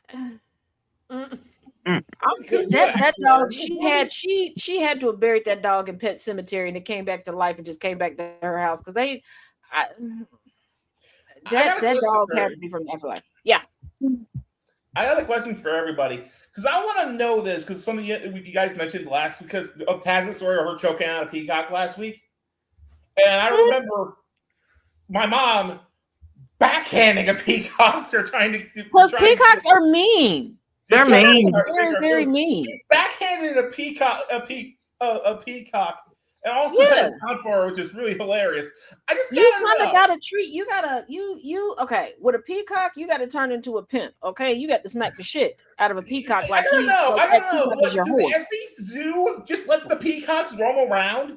I don't think it's a let. Okay, I think they tried to contain them little bastards, and they do their own.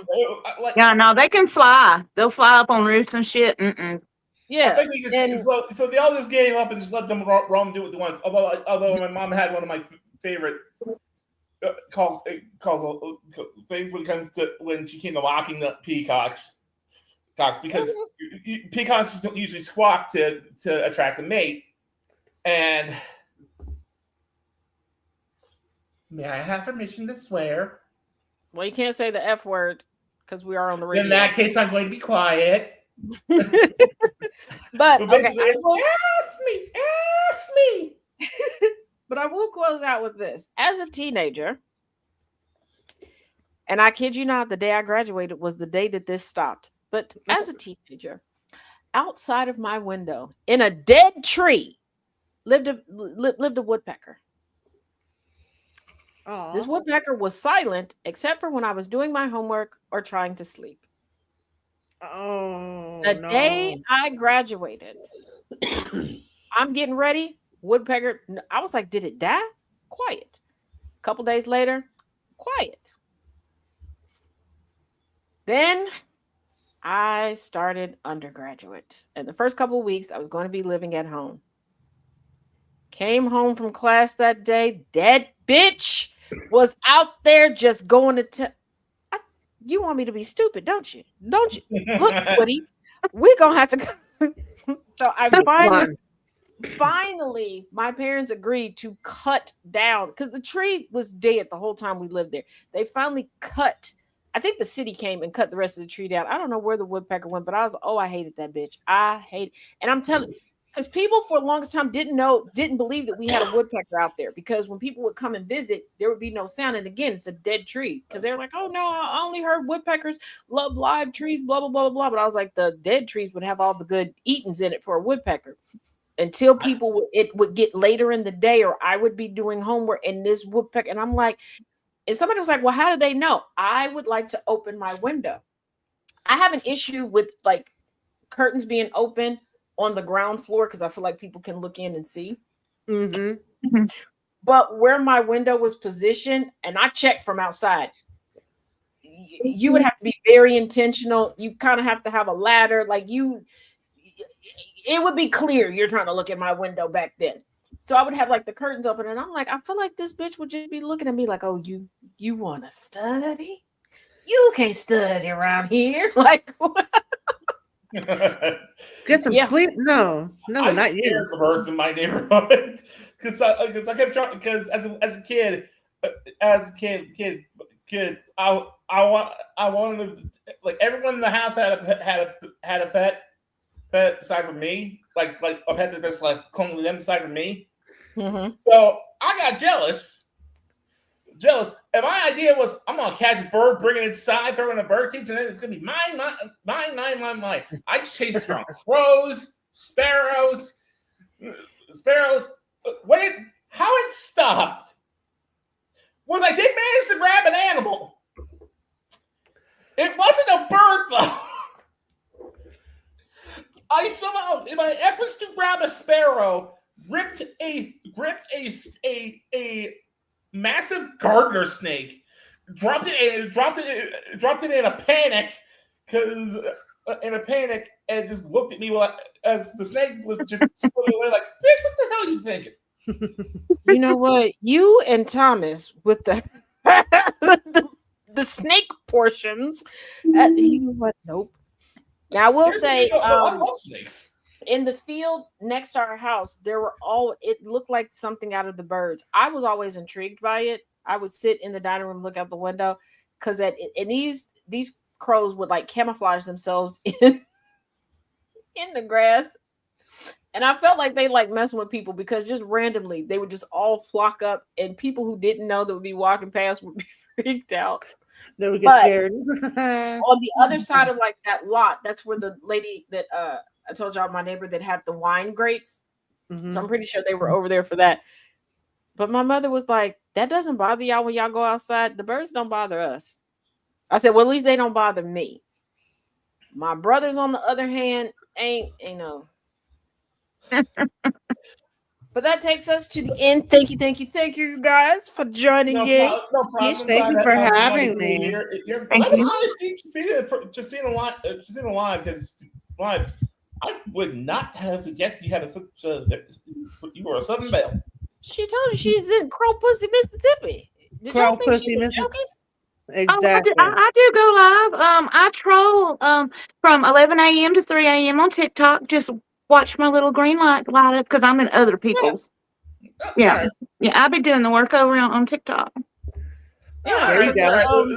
Fair enough. And there's a lot of times when I'm getting like lesson plans and stuff together that I'll be watching Trisina. Promo. Oh, you got one. Yes.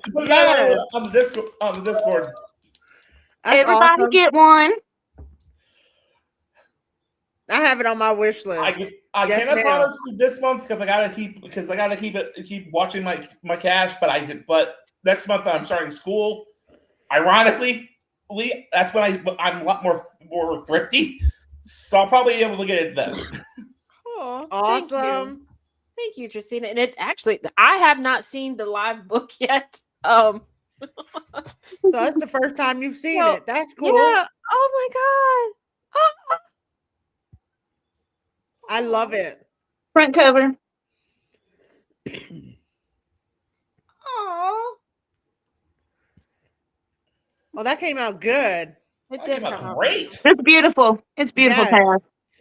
Thank you. I'm glad you like it. And just so y'all know, a good friend of mine, Courtney, did the edits for me. So it was a Okay. lovely Yeah, you know Courtney. Just it was Yep. a lovely collaborative effort. So, that really. Oh man, I really needed that. Thank you. That's so And y'all cool. watch around Christmas time. Me and my aunties around Christmas time, we'll be giving away some for deconstructing white persons. Oh, good. That's a good Aw. idea. Yeah. Considering Yeah. So that's coming. That's on our list. We've got 4. We've got 4 in the list. So 4 Aw. people to start. Now I'm all. Now I gotta go do a happy dance. You know what? I love y'all. This is a lot of fun. We should do stuff like this sometimes. Yeah, I was just thinking, like, you know what? Might mix it up. Might do this one good time a month. Just hang out and just chillax. But, Joe, on get the topic we fall here. very loosely. Yeah, it is Wednesday. Y'all know the deal. I do have Hebrew class. So the learning through literature, if you're new here, we'll start a little bit late at 7:15 if you've been following along instead of right at 7 o'clock. And we are still in Lovely One by Ketanji Brown Jackson. I misspoke when it came to Not My Type by E. Jean Carroll. I thought that there was 40 plus chapters. There are just 40. Oh, okay. So we'll probably finish that up tomorrow. But we still got quite a chunk because yeah, we're about halfway. We're about maybe halfway to through Ketanji Brown Jackson's book. So we might just take that throughout the week. So don't feel rushed. If you still don't know what book you want to recommend, like I said, you can recommend the books. I'll write them down on the list, and like we do with every book, we vote. Whatever book gets the highest votes will be the next book. Just keep in mind, if it's something that's not currently in my library, you may have to be a little patient for me to get a physical copy of it, or to be able to get it on my Kindle. Sometimes everything is not. Well, no, I should have a better chance at getting it now that I'm here. When I was in the smaller cities, sometimes To Kill a Mockingbird. Wait a minute. Where's my? Here it is. I didn't put that down there. To Kill a Mockingbird and someone else. Hold on, where's the list? Black Like Me. If you have not read it, I read that book in middle school. Why did I read that book in middle school? Because my mom had it on her bookshelf. We had And to I read thought that for school. yes. There's one. I can't. It's bugging me. It's driving me. It's bugging me. But it's about the story is about forcing, essentially trying to restructure someone's culture from the perspective of an indigenous kid who grew up in the United States while his parents grew up on the reservation with all these traditions and stuff. It's driving me crazy. I did an entire school report on it, and I cannot remember its name. As a reminder, just DM me on Discord. And I have some notes from a native historian that I'm friends with, and I'll try to match it up, see if it's close to some notes that I have regarding some books, and maybe between the two of us, we can figure out what the title is. Because it sounds kind of familiar, but I don't want to jump the gun. But I do have a notebook from them, and if nothing else, I can shoot them a message, and maybe they'll know what the book is. Like I said, as always, thank you. My hand so much. There's a fly in my living room, and I'm just trying to grab it. Oh, no worries. But as always, each one teach one, each one reach one. I will see you all in a little bit. You all be good. Or as the 20 says, good at Thanks for letting me hang out. Always. See y'all later. Turn the dial up, let the static fade away. We're building up the future, tracking every single day. Start the morning right, let the rhythm start to breathe. With the sound of coffee pouring, giving just what you need. From the sunrise spark to the late night glow, there's a space for your story and a steady undertow. When the sun goes down and the shadows start to lean, we close it all out with conversations with Jonathan. This is GCPR Radio, loud and clear, where every single voice matters, far and near. Yeah, we lock it in, connect the track, GCPR. Got your back, download the app on your phone today. iOS or Android, we're a click away. And the weekend hits, yeah, the energy shifts. Sundays bring the heat with a couple of gifts. The Kennedy effect gives us the hard-hitting news, breaking down the facts, clearing out the blues. Then Wayne Green Gambit step right into the zone, rule from their position on the microphone, telling you what to watch, what's a hit, what's a miss. Then it's the villain's view for their random commentary bliss. This is GCPR.